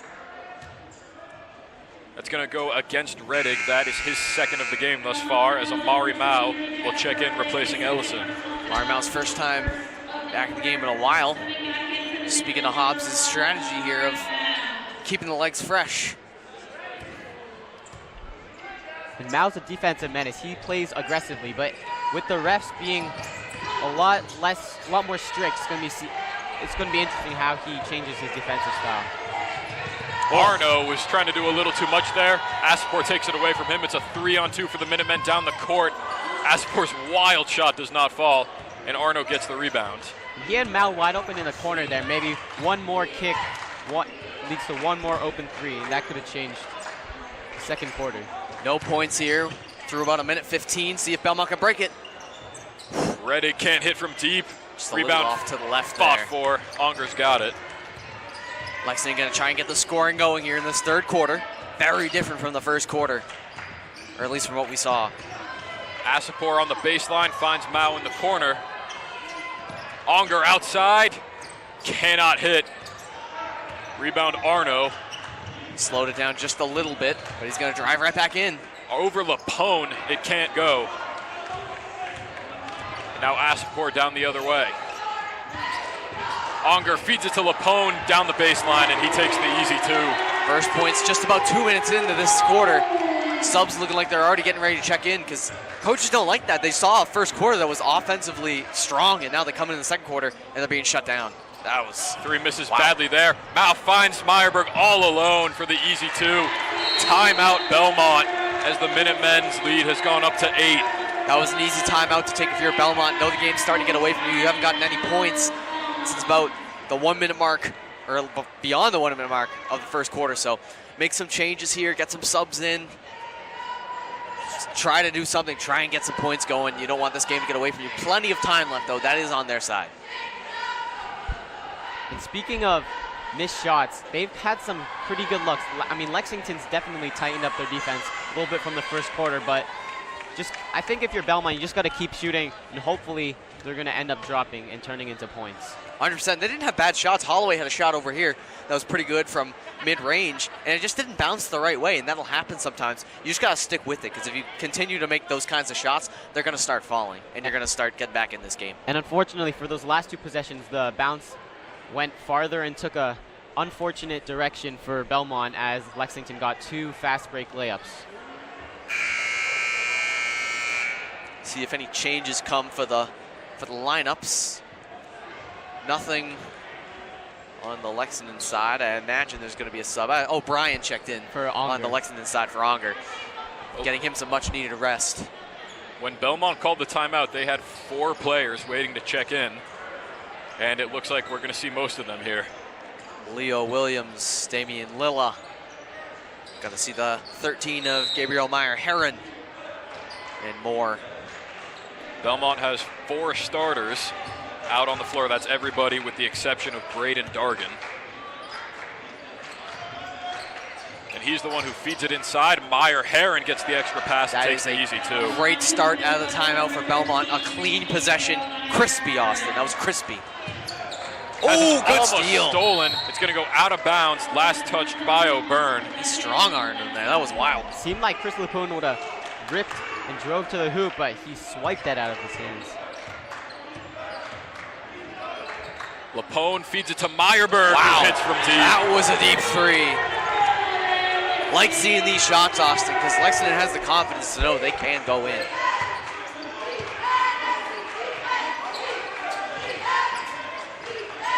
Lilla and Williams play catch.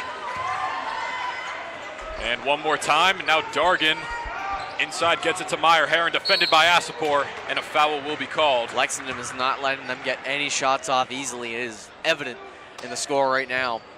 And Belmont just has to continue to try and find ways through the defensive stronghold that Lexington has at the moment. Here comes Meyer Herron at the line now. Only 2 fouls so far in this quarter. Last time around, I believe there were 4. So already off to a cleaner start. These teams definitely made a change in the style and the way that they played. Knock one down, 28-20. It's big. 3 points here, Austin. 3 points. Well, it looks like the free throw curse is starting to wear off. I don't want the announcer's jinx to claim another victim, but it's starting to look better for both teams. Meyerberg holding. Ooh. Oh, he gets it to Lapone one way or another, who was wide open. Ooh. Now Asapor going to work on Williams. Wow, what a pass. He just uses his size and strength to just out-muscle. And a great pass in, but I believe it was O'Brien passed it in. Tight and concise. Meyer Herron gets it to go over Asapor. This is going to be a fun matchup to watch for the rest of the night. Floodgates have opened, Austin. Let's hope so. Amari finds O'Brien in the corner. He thought about it for a second, but he decided to continue to play, continue the passing. Now it's Meyerberg pulling up and missing. Ooh, good rebound. And a travel. And that's going to be a travel. Meyer Herron couldn't keep his balance.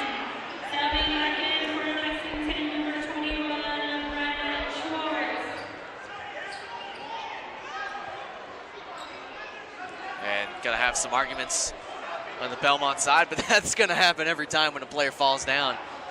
Especially when he wasn't pushed. That's just the way she goes sometimes.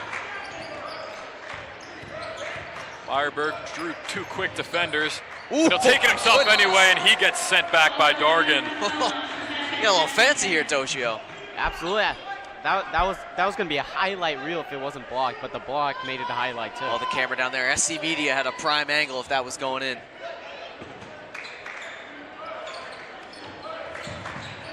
It's Lapone off the inbound, working his way inside and finishing. Good job by Lapone. Strong finish. Lexington maintaining around a 9-point lead at the moment. Very impressed at the moment. Here goes Leo Williams. Williams gets inside on Mao, and Belmont answers right back. What a put up there. Speaking of impressive, that was one heck of a layup there. Oh, what a steal. Loses it. Lilla is one-on-one with Meyerberg, and he can't finish. Rebound taken by Mao. Now here come the Minutemen the other way. Very fast-paced Good right feed, now. Oh, sent back. Wow. That gets the Belmont bench up on their feet. It gets their side of the crowd into it. That's their second block in about the past minute of game time. And you can notice that Belmont's a significantly taller team than Lexington, and it's much harder, especially in fast break, when you're trying to put up a layup against a person maybe half a foot taller than you, even a foot.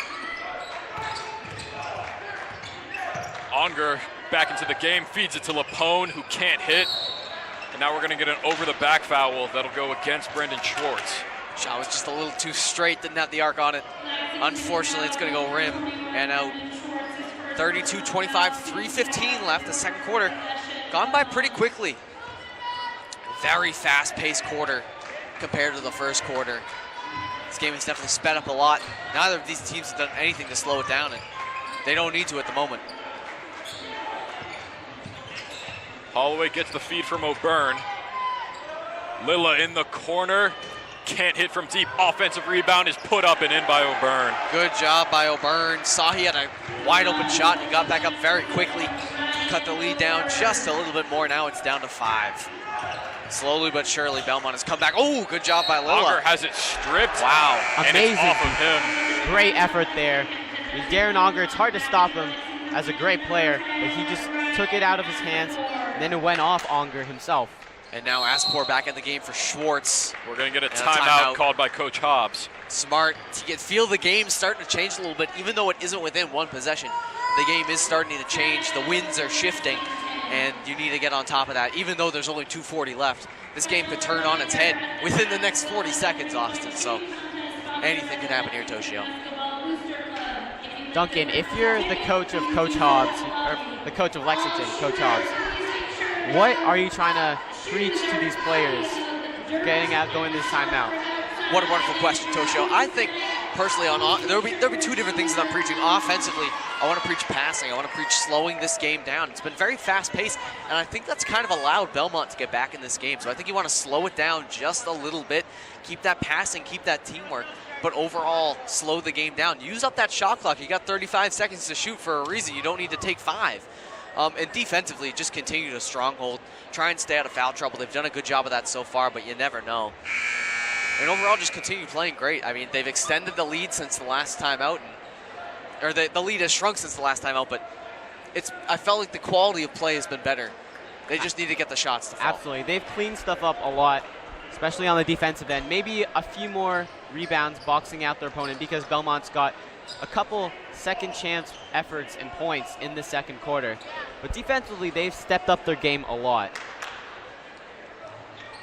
See what happens on the inbound here. It's Williams to Lilla.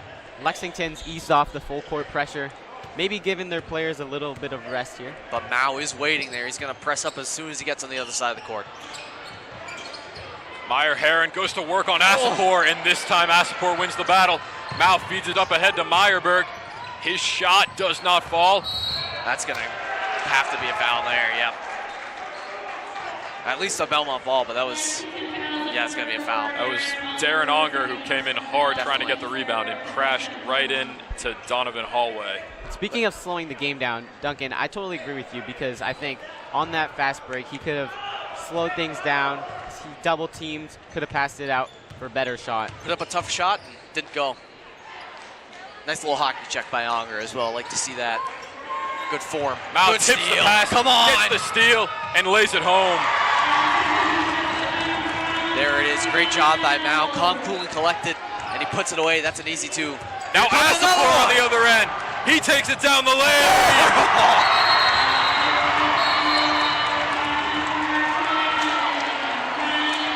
He's going to get a He's going to get hit with a technical foul for that. And Hobbs is fuming right now. Oh my goodness. I think the whole crowd in Lexington is too. But I think that technical foul is definitely worth it. It got the whole entire gym electrified. I am flabbergasted. That's a basketball play. That is a basketball play. If you give a technical foul for a basketball play for getting points, Ball don't lie. the ball does not lie, Just a Toshio. free It's throw. unbelievable. I'm going to drop it's disgusting. I'm going to say it, Toshio. It's disgusting. Absolutely. Got to let these players play. And I understand, but you have to give a warning. You have to give a warning so he knows he can't do that. Up to that point, he's just, I'm playing basketball. And part of basketball is a dunk if you can. I don't know. Lexington's still got the lead, 36-28, 152. They got all the momentum right now, Austin. Might have sucked a little bit out with the tech, but they got all the momentum right now. Hallway's pass is through the hands of O'Byrne, but Williams is there to save it.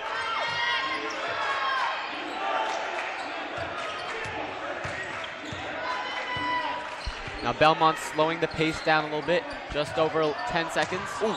O'Byrne can't finish. Amari tried to draw the foul, didn't work, but the shot misses anyway. Lexington keeping it moving here, now passing around a little bit. Onger trying to work in. Goes to work on Hallway, and it can't fall. Get it. Oh, thought he had the rebound there, but it didn't go. Just about a minute left here in the first half. Meyer Heron back to work on Asapor. This has been a fun matchup to watch. And Asapor wins it again. He saves it to Onger. In the corner, Meyerberg. No good. Too quick of a shot, Austin. I'm telling you, you have to slow it down. If you slow that down, that's easy 2 points for Lexington. As Mendez, Stevens, and O'Brien look to check in at the next change of possession or the next whistle. which is going to come right now. Unger might have committed an intentional foul there to get those two back into the game. We have 42.8 seconds left, 35 on the shot clock here for Belmont. That was the 5th foul of the quarter by the Minutemen, so that's going to put Holloway at the line. And Hobbs has got to be angry. He's got to be a little frustrated with his team, but he also got to be a little frustrated with the refs calling such a tight game. In the type of game that it is, you feel like you let a few things go, but unfortunately not the case here. You got to stay a bit more disciplined because you know that these refs are a lot more strict. And that's Darren Unger's 3rd foul. I mean, he has 12 points in this game, leading Lexington, 1/3 of your team's points. Now he's going to be on the bench for a little bit, and he's in foul trouble. That would be a massive loss if he fouled out early if he fouled out in the 3rd quarter. That is detrimental to this game for Lexington. He is a massive force, not only offensively but defensively.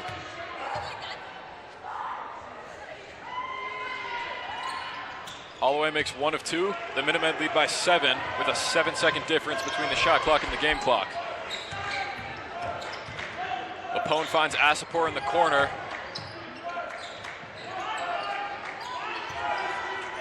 Now it's Meyerberg who gets a screen, tries to work inside and loses his balance. But they're going to say last touched by Meyer-Heron, so the Minutemen will keep it here. Lapone going to inbound. Done just about every inbound when he's on the court, so nothing will change here. About 6-7 second differential. Good fake by Asapor, but he can't finish inside. Offensive rebound will draw a foul. Good rebound there, and now 20.4 left. Shot clock turned off. Yes, it does, and he's going to take a trip to the line. Just the 2nd foul for Belmont this quarter. They've done a good job of adapting to the ref style of play, but it might have hurt them because they are losing right now.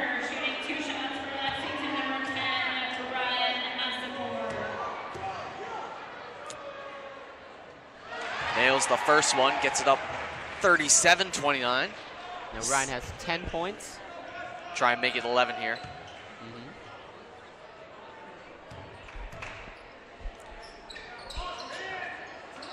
Won't go. Shot clock is turned off here for what could be the final possession, but Belmont's moving it quickly. Williams spins inside and hits. Williams has been dynamite. He has hit just about every shot he's taken, even the really tough ones. Love to see that. Mendez-Steven with 5, finds Lapone in the corner. O'Brien has to put it up here. Asapor gets it off, and it does not go. That will do it for the first half. Well, that was definitely one of the more exciting halves we've had this season. Very high scoring. They're not really letting them play. That's really been the theme, is fouls and fouls called against the Minutemen. Belmont reached the bonus in both quarters, and Asapor got a technical foul called on him for showing emotion.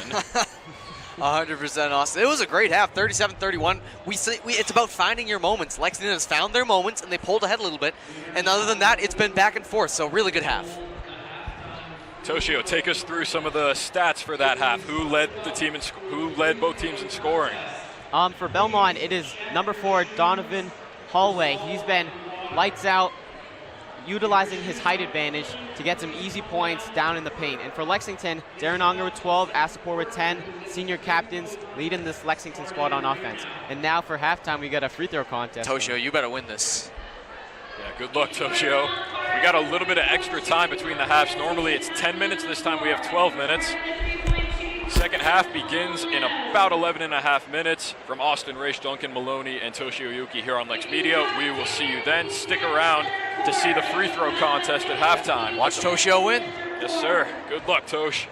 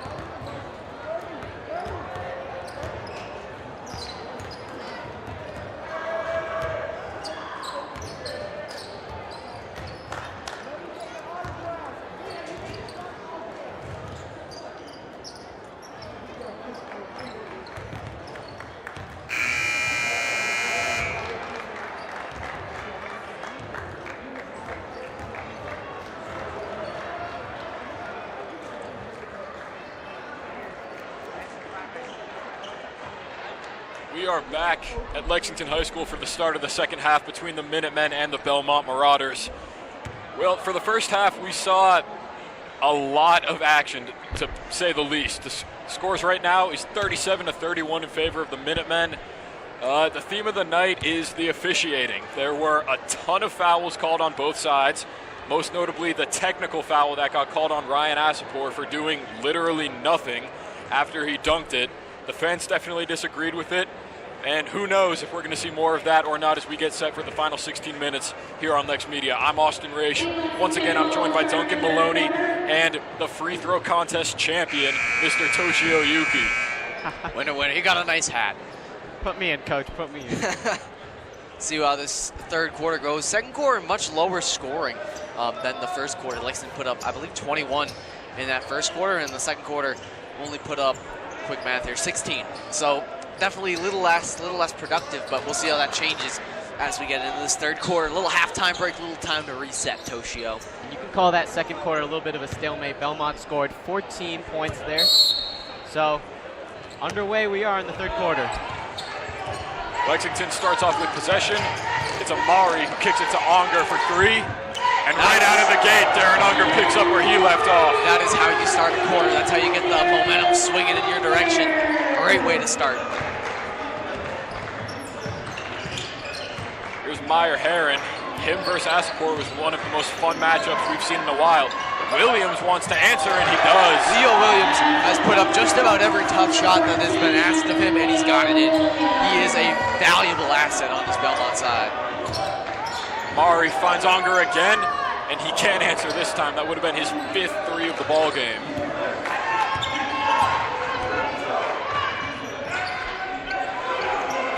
Lilla Pass. finds Williams, who goes up against Asapor. No good. Offensive rebound is put in by O'Byrne. Great rebound by O'Byrne. Way to be active, way to be right there. Now it's only a 4-point game, Austin, 40-36. Belmont is back just a minute into the third quarter. Mari drives, floats it too strong. Offensive rebound is sent out to Unger. In the corner, Mount puts it up and in. Now it's 5 points in the game. Normally don't see him shooting many threes, but that one came in really handy. When he can put them in, he can put them in.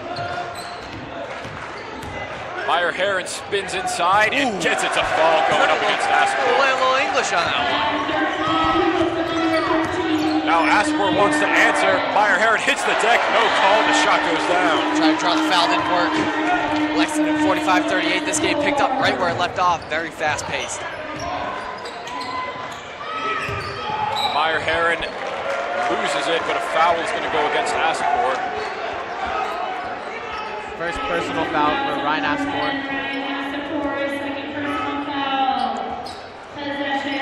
Being out of bounds foul, so no free throws. I believe Holloway's going to check in for passing for Belmont. Marauders looking to get to 40 points here and cut closer with the Minutemen. Oh, very close to backcourt.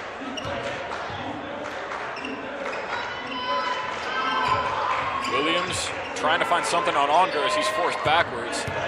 Almost another backcourt there, too, from Belmont. Holloway drives inside, feeds it to Meyer Heron, who can't finish. Offensive rebound is kicked out to Williams. In the corner, can't get it to go with Unger right in his face. Unger got up right in there and he forced the miss. Driving inside. A foul is going to be called against Lilla. He was trying to draw a charge, but it did not work out. No, he hit the deck hard there, but unfortunately it did not work. Still had his feet moving there. Didn't fully settle himself in one position. That's probably these fast-paced games. It's hard to set in. And unfortunately now for Belmont, it's going to be 2 shots for Lupone. Lupone's been having a good night himself. 6 points in the first half. Make that 7. Playing great defense on the other end as well. Trying to make it a 9-point lead for the Minutemen. There it goes. 47-38, 5:45 and counting here. Left in the third quarter. Williams off the screen, feeds it to Meyer Heron, who draws a double. Now it's Lilla on the drive. Floater is too strong. Offensive rebound is put in by Holloway. Great job by Holloway. Toshio, if I'm not mistaken, he has been very good in this game. Absolutely. He's been using his size, getting those rebounds, second chance points, getting those easy buckets in the paint. Tough miss by Lexington. Now Belmont's going to get another opportunity to cut into this lead. Now a bad pass by Meyer Heron. It did hit Onger as it went out of bounds, so Belmont's going to keep it. And Onger says my bad to his teammates there. Tough for Onger, just ambitiously trying to make too much of the play. And tough break for Lexington. 100%.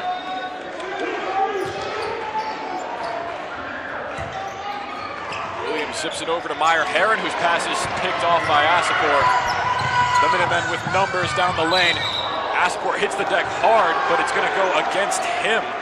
Meyer Heron stood in, I believe. He was the one who took the charge. And that's going to bring Cole Metzger, Charlie O'Brien, and Brendan Schwartz into the game, replacing Onger, Meyerberg, and somebody, Asapor.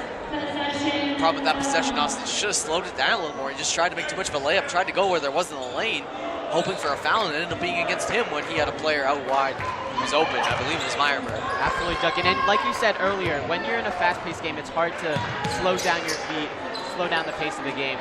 Right there was a great example of that. Williams can't finish over O'Brien. Offensive rebound is denied by Schwartz. Great block by Schwartz, and I believe we're going to get a foul here. That's going to go on O'Byrne.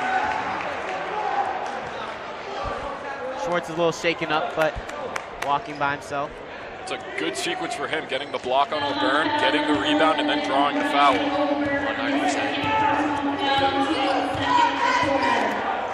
Here's Amari Mao, defended by Williams as he feeds it to Lapone. Metzger at the top of the key, too short. Ambitious three there for Metzger, it didn't go. And here comes Williams. He drives inside on O'Brien, gets past him but can't finish. Rebound tipped up, grabbed by Lapone. Williams cut in really hard there and it just couldn't go. I mean, that's going to be on Metzger every day of the week. Yeah, Metzger one too many steps there as he was trying to go for the foul. Tried to reach up with the foul, but couldn't get it now. 4:15. I've been at points in a couple possessions, so definitely a little slower business has been halfway through this third quarter. But still plenty of time to make something happen. Coming up on the halfway point in the third quarter as Lilla has it on the wing. Lilla gets it back inside, going to work against Mao. He kicks it out, finds himself open and hits. Great play by Lilla, finding the open space. He's going to get points every day of the week. Now Belmont's bench is getting into it.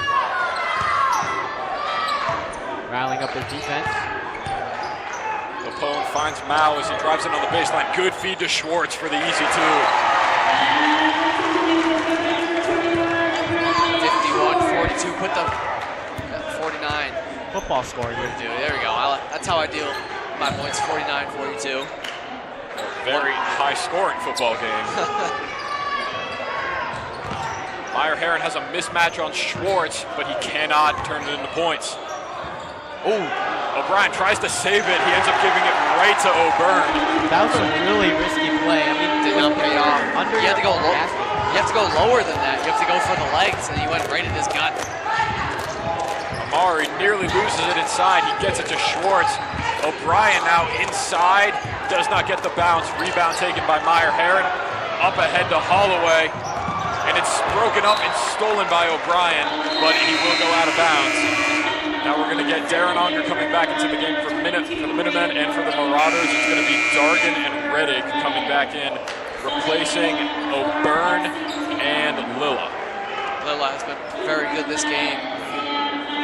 Noticeably got a good fadeaway just a few minutes ago. Now Belmont's got the opportunity to cut into this lead even more. Back to the deficit that it was when we started this quarter at just 5 points.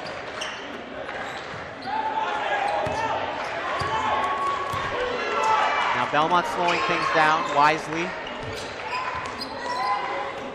Meyer Heron with the mismatch gets the easy two. Good job. A little pump too, but he got it in. 49-46, it's a one possession game for the first time in forever. Meyerberg takes a cross-court pass on the wing, fakes, fires, and can't hit. And another rebound for Meyer Heron. If Belmont can get points on this possession, you gotta think Hoff is taking a timeout because the momentum has changed so much. And Belmont has done very well. Martinez is telling them to slow it down right now. He's trying to set up a play. It's Meyer-Heron again, spinning inside. Oh, cannot finish. That probably just saved Lexington a timeout for the moment. A very tough play there. And that's tough because it was such a good possession. But it go. That one goes to Meyer-Heron. Finally, Lexington gets something to go after a scoring drought. A lot of rush shots, a lot of poor shot selections here for Lexington in the third quarter, but great execution from Sam Meyerberg. Al tips the pass. Meyer-Heron comes away with it and drops it home. Oh, he dunked it. Where's the tech, Austin? Where's the tech? He touched the rim. I don't see what he did differently than Asapor on his dunk. O'Brien can't answer with a three. Tough bounce. And here's another timeout possession. Belmont scores. They got subs coming in. Watch for it here. Holloway catches his own pass but can't save it. Try to throw out the ground, yeah. Unger drives inside, lays it home. That was pretty, Austin. That was pretty. Now a timeout going to be called by Belmont. Subs are going to come in for Lexington after the timeout. 1:04 left in the third quarter. The lead has been shrinking and shrinking for the Minutemen. Right now it's at 5, which really I'm not sure how they feel about that. Toshio, what do you think? I mean, every time Lexington tries to pull away, something goes wrong for them, a few empty possessions, and Belmont manages to find a way to climb back into this game. And the lead isn't even that big, so Belmont is definitely in this game. And now it's a matter of who is going to execute and seal this game. We still have one more quarter to go, but every single possession matters, and every team has to take it one play by play. 1,000% Toshio. And if you're Belmont, you've been playing good basketball. You saw the shot that went in and out over there. Like, that was a great shot. It just didn't bounce their way. So it's been a great quarter for Belmont in terms of staying in this game. It feels like it's so many moments that Belmont could have fallen out and Lexington could have ran away with it. And they've just stuck with it, you know? Interesting to see how this final minute goes. Not too many changes made, but definitely something talked about in this final minute. Definitely want to be more aggressive because you have that opportunity to be aggressive. Seems like the refs have loosened a bit up in the 100%. Only 4 fouls with a minute left. First time that's happened in this game in either of the first 2 quarters. His pass is stolen by Meyerberg, and O'Brien finishes it. Good job by O'Brien staying on top of it.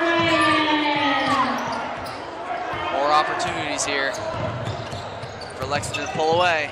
Holloway finds Williams on the baseline. He drives inside and lays it home. What a flashy layup there. Double pump, got the defender going on the first one. Meyerberg from way downtown, no good. O'Brien will chase the rebound. He won't be able to get it.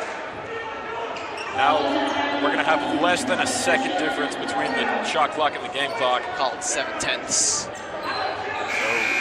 almost no difference at all. As Napone is going to come in and replace Unger. They probably do not want him to pick up another foul right before the quarter ends. 100%. That would put him at 4, I believe, going into the last quarter. Meyer-Heron lost it, but it's going to stay with Belmont. Asapor was the one who broke it up. Great effort there from Asapor. Almost managed to get the steal, but Belmont catches the break there. Chit-chat between Mendez-Steven and Williams. Mendez-Steven covered tightly that last possession. Williams could not break free. And now Holloway looking for someone, he finds him. It's Meyer-Heron one-on-one with Asapor, and it does not go. Asapor wins the battle yet again. Poor shot there. Shot clock is turned off for Chris Lapone and the Minutemen. They're going quickly anyway. Asapor fakes, finds Meyerberg wide open, and it falls. Can't leave a player like Sam Meyerberg wide open, even with that deep. You know he's going to hit. And now just about less than 10 seconds now and counting. Belmont has to move. This is Holloway with 5. He drives inside and doesn't get it to fall. Rebound fought for, and that's going to do it for the third quarter. Heading into the final 8 minutes, it's an 8-point lead for the Minutemen. Great job by Lexington to finish out that quarter. Felt like it was a little influx about who was pulling ahead in this game, who was inching closer, and Lexington put their stamp on this game in that third quarter. They have a 58-50 lead, and they have no signs of slowing down. And now for Belmont, defensively, they were in the same possession Lexington was going into the second quarter. Now they have to step up their efforts. Got to step up defensively here. Offensively, they've gotten great looks, especially in the mid-range area and down low in the post. They just haven't been able to get that bounce, and the rim hasn't been too friendly in this quarter. See what changes in these final 8 minutes. Can Belmont get the 8 points they need to tie this game? Obviously, they're going to have to get a lot more than that if they want to get even and pull ahead. But a lot of opportunity here for the Minutemen to take charge in this game. Shift this car into fourth and drive off. They got a lot of work to do. Belmont is not going to go away easy. And I think at this point in the game, you got to remember to remain a team. You cannot win as just one or two individual players performing well, although that is working for Lexington. You need to work as a team and have good passing, good everything in order to win this game. And so far, they've done a good job. That's why they have the lead. But like we said with the girls, all that matters is in the end is how well can you close out these games. Like right now, Lexington's playing with a lot of fire, but can they maintain that for the final 8 minutes? So far, all answers are pointing to yes, but we shall see. It all depends on how badly Belmont wants it too. Belmont starts off the fourth quarter with possession. Tight coverage by Lexington. Lupone and Onger. He's got to throw it to someone. He's got him. Lilla finds Holloway. His pull-up jumper is no good. Cannot miss that. That is inexcusable at this point in the game. Now Belmont wants a traveling. I agree with them on that one. I mean, he fell over. That is a travel 10 times out of 10. Coach was even on the floor too. Onger can't hit what would have been a big three. Now Meyer Heron finds Holloway after missing the jumper moments ago. He can't get the layup inside. Now they try to keep the ball in. In the end, the Minutemen come away with it. In the corner, Meyerberg fires and can't hit. Offensive rebound by Asapor, and it falls. That was just pure strength there. He out-muscled them on the rebound. Great effort. An execution from Ryan Asapor. Sends the lead up to 10. Meyer Heron with a big mismatch on Mount. He takes full advantage of that. There they go, starting to get a little closer now, down to 8 again. 6:55 and counting. You got to be keeping an eye on that clock if you're a Marauder fan at this moment. Onger trying to find space on Holloway. Pass was nearly lost for Meyerberg as he drives inside on Dargan, and he is blocked by Holloway. Holloway going to get a hand on it, so it's going to be still Lexington ball. In checks O'Byrne. Out goes Meyer Heron.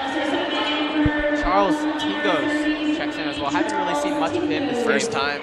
time he's hitting the floor tonight. See if he can make an impact with 6:40 left in this contest. It's Asapor off the inbound, feeding it to Lapone. Now Meyerberg with 15 to shoot, and he steps out of bounds. Extremely debatable, but okay. It's going to go Belmont. These are the possessions you have to score on when you get free possessions that Lexington gives away. You need points on these possessions. Williams goes to work on Asapor. Tingos right out of the gate, can't hit the three. Bold. Don't know if I would have taken that shot, but power to him. Onger driving inside, lays it home with the left. Back to a 10-point lead. That was one heck of a circuit shot. I mean, how did he find a way to get it up right under the net? Oh, tough glass by Wow, Lilla. steals the pass from Lilla, and another turnover for Belmont. Lexington moving quickly here. Lapone drives on the baseline, and he steps out of bounds. Another tough one. These are the possessions you really can't afford if you're Lexington. In 2 offensive possessions, just a game of inches here. Steps on the out-of-bounds line. Tough break for Lexington. They're just starting to get a handle on this game and start to make a charge. And right when they do that, they step out of bounds. It's kind of like stepping on your own tail. You don't want to get in your own way, and it's plays like that that make that possible. Lexington's defense is a little more relaxed than what we saw at the beginning of this quarter. Williams goes to work on Mao. Tingos will fire away again and misses again. He is 0 for 2 thus far in the game from deep. And Williams going to check out for Arno.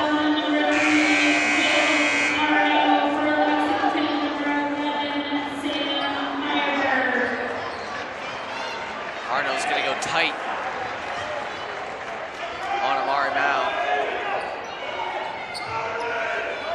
Looks like all of Belmont is going to go tight on the Lexington offense, but they get it into O'Brien, who feeds it right back to Meyerberg. 5.5 minutes to play in the game. The Minutemen hold a 10-point lead.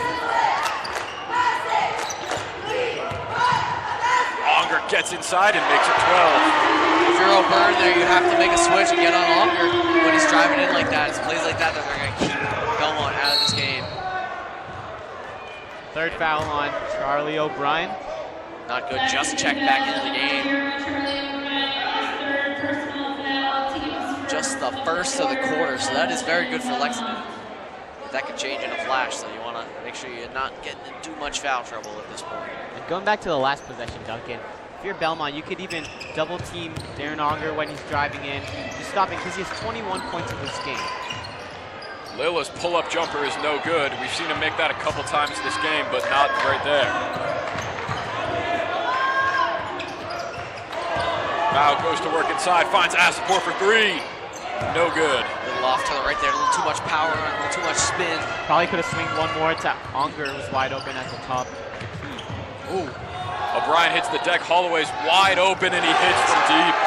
Tough play for O'Brien, and great job by Holloway. He's been a little cold the last 4 or 5 shots, but he picks it up there and the lead is cut down to within 9. Unger drives inside, too strong on the layup there, and here come the Marauders down the other way. Holloway finds a wide open O'Byrne who misses it. You cannot miss that. Terrible. Those are the freebies you absolutely cannot miss, especially with halfway through the fourth quarter. Meyerberg gets hit hard, and he will head to the line. Got some subs coming in next time around. I believe Meyer Herron getting ready to get back in the game. Meyer Herron has been one of the only people who's been giving Asapor problems in this game, so I'm surprised he hasn't been in this game for longer. This seems like the time when you really need a guy like him out there.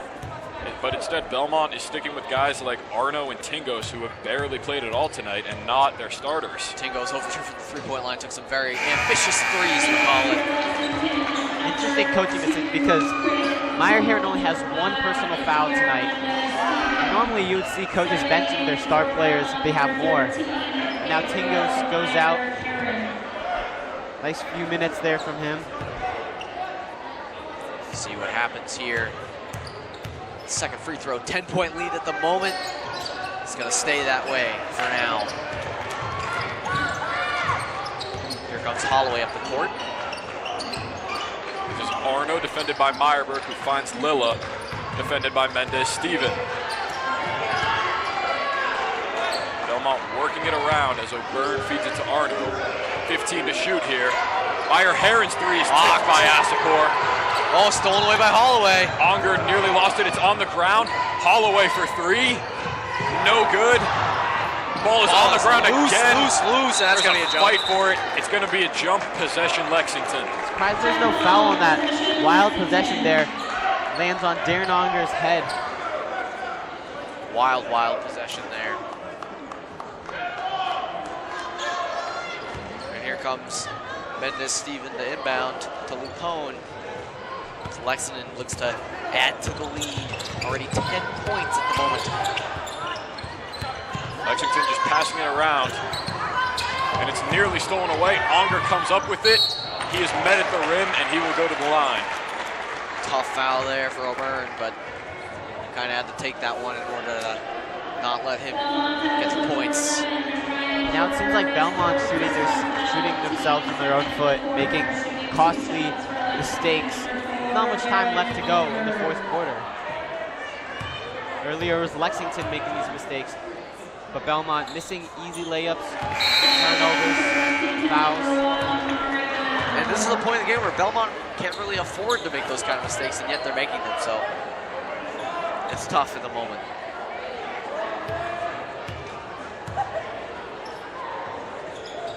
Unger gives the Minutemen a 12-point lead with 3.5 minutes to play.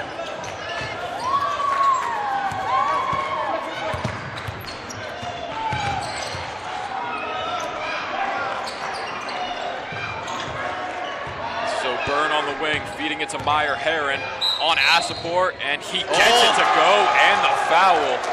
Belmont will not go away. Big play there. Lexington foul number 10, Ryan Asapor. See if Meyer Heron can convert from the line now. I believe it's going to be Lilla checking out for Williams. Thought it was Arno for a second, but Arno stays in.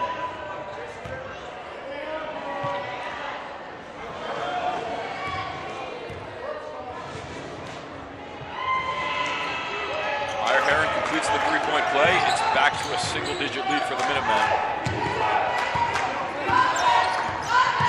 Dangerous pass is on the ground. Loose. Arno comes up with it. He gets back up, nearly throws it away, and Holloway comes away with it for the Marauders. Now Williams inside, got it to go. There comes Belmont. Here they go. They're going to take a timeout here. It's a 7-point lead for the Minutemen with 2:56 left to play in the game. Belmont's got to stick with it right now. They got to keep it up. That was a great possession there, playing tight defensively. You got to risk it a little bit with the foul. You only have 2 fouls. You have 2 to give, in my opinion, at the moment. So 67-60, not insurmountable at all at the moment. It seems like Lexington's not playing to win, but they're playing not to lose here. I mean, dangerous passes like that, you can't really afford to do that. You got to stay aggressive. Even though you're up by 7, and many people might assume that you just want to dribble out the clock, you still got to put points up on the board. Stay aggressive on the offensive end. 1,000% Toshio. Lexington's got to change that mindset quick here if they want to win this game, because that's not going to work in these final 2:56. Belmont is coming, and they're coming hot.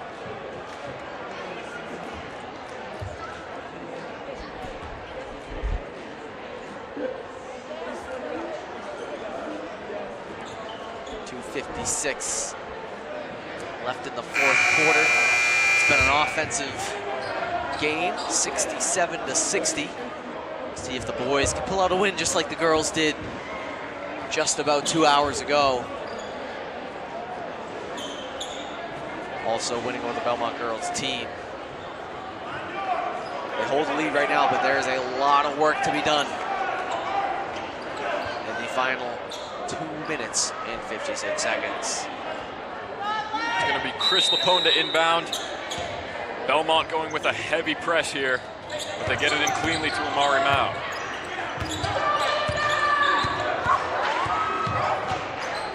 Mao gets past Arno inside. Nice feed to Asapor, and he is fouled.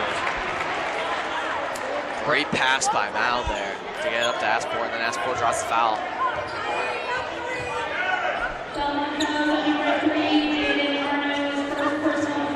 And here comes Lilla, getting ready to check in. I imagine it's going to be for Arno, if I had to put my money on it.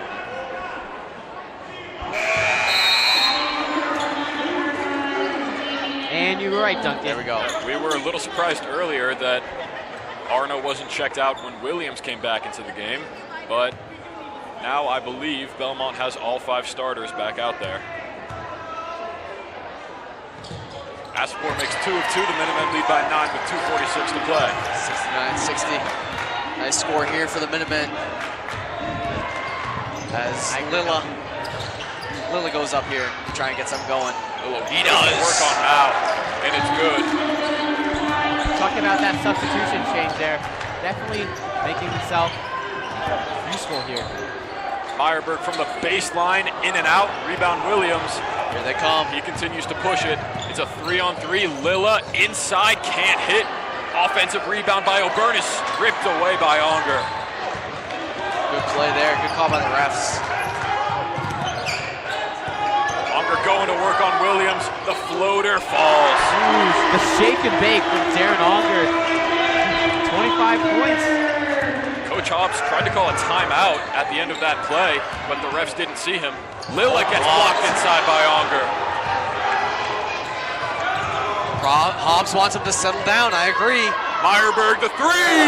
But the players aren't listening. They are not listening.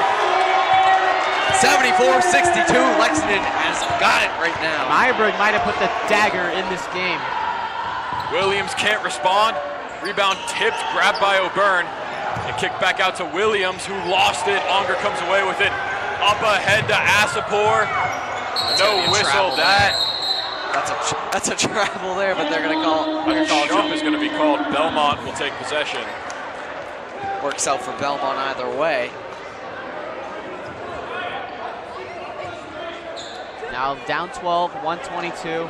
If you're Belmont, you don't need to force anything, but you definitely have to take advantage of every single possession you had. You can't really miss. And on the defensive end, after you score, you got to stop Lexington's offense here. Tingos checks back into the game. Very interesting sub here. I guess that's what you got to do if you can't find anybody. Get a little talkative between Lupone and Holloway. Lupone wasn't thrilled with the fact that they got a ball whipped at him. I wouldn't be thrilled either. But it is a good IQ play. Yeah. You gotta do what you gotta do. Now it's Lupone defending Holloway here with 1:15 left. And Belmont trails by 12. Holloway gets inside and lays it home. Tight defense here from Belmont. Wow, get foul on Holloway. It. Holloway's gonna get called for that one. One more until the bonus. I think that was the last one to give, so now every foul here, Lexington's gonna be shooting free throws. Not good here for Belmont at this point in the game. I feel like once you get into the free throws, you put the nail in the coffin. Oh! Hard hit. And that is going to be shooting, as Auger was referring to. That was the 5th foul committed by Belmont, so that's going to put Darren Auger at the line. And Coach Martinez on the Belmont sideline, not happy. He knows that might have been it for these Marauders in such a spirited bout, but they were playing from behind for such a long time tonight. Now 107 left. It's more of the same as the first one goes.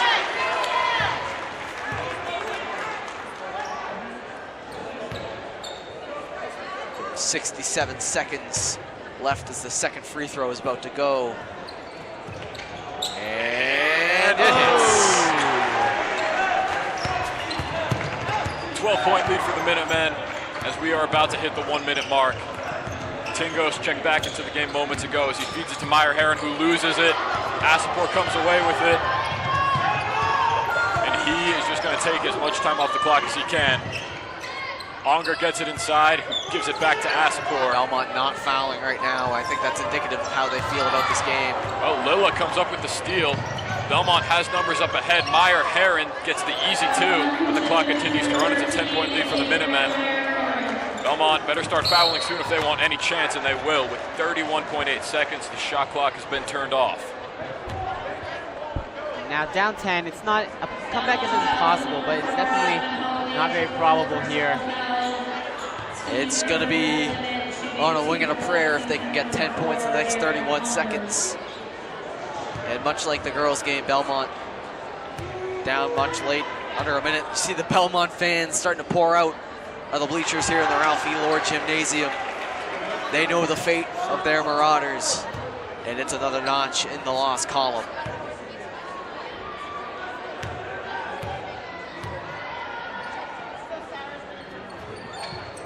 Another friendly roll for Darren Auger. And that should put a bow on this game for the Minutemen as Lilla gets inside and draws the foul. So Belmont, even though they're down by 12, without even a full shot clock of game time left, they are not giving up. Oh, and that's what you like to see as a coach, and especially parents and fans on the Belmont side. You like to see a team that doesn't quit no matter how much they're down. You see a little bit of that out of Belmont right now. Now Coach Hawes wants a word with Sam Meyerberg, probably telling him that foul is unnecessary. Tough first shot for Lilla. Gonna go off into the left on the rim, and now Lilla gonna get a chance at redemption here. Second free throw.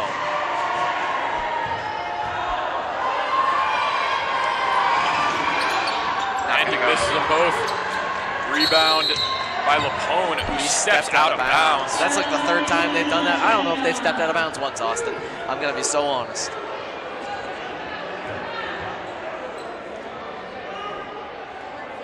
So Belmont's gonna get yet another chance here with 25 seconds to play.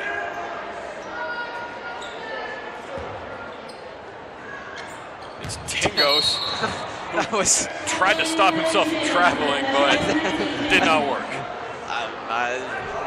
Wild. I'm speechless. Now let's see if Belmont fouls. Why? Well, it's into Meyerberg.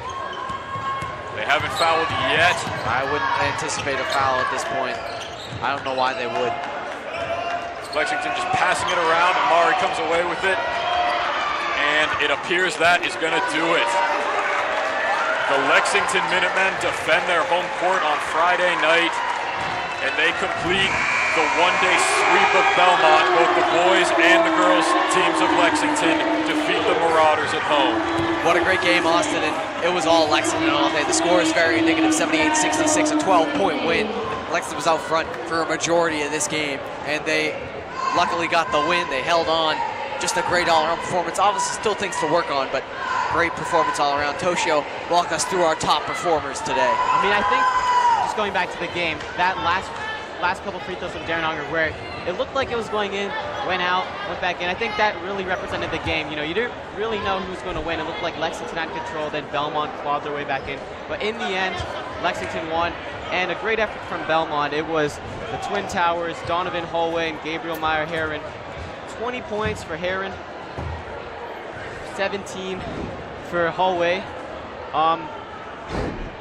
And for Lexington, it was Darren Unger's night. He had 29 points, a handful of three-pointers, and sealed the game at the very end with a lot of free throws.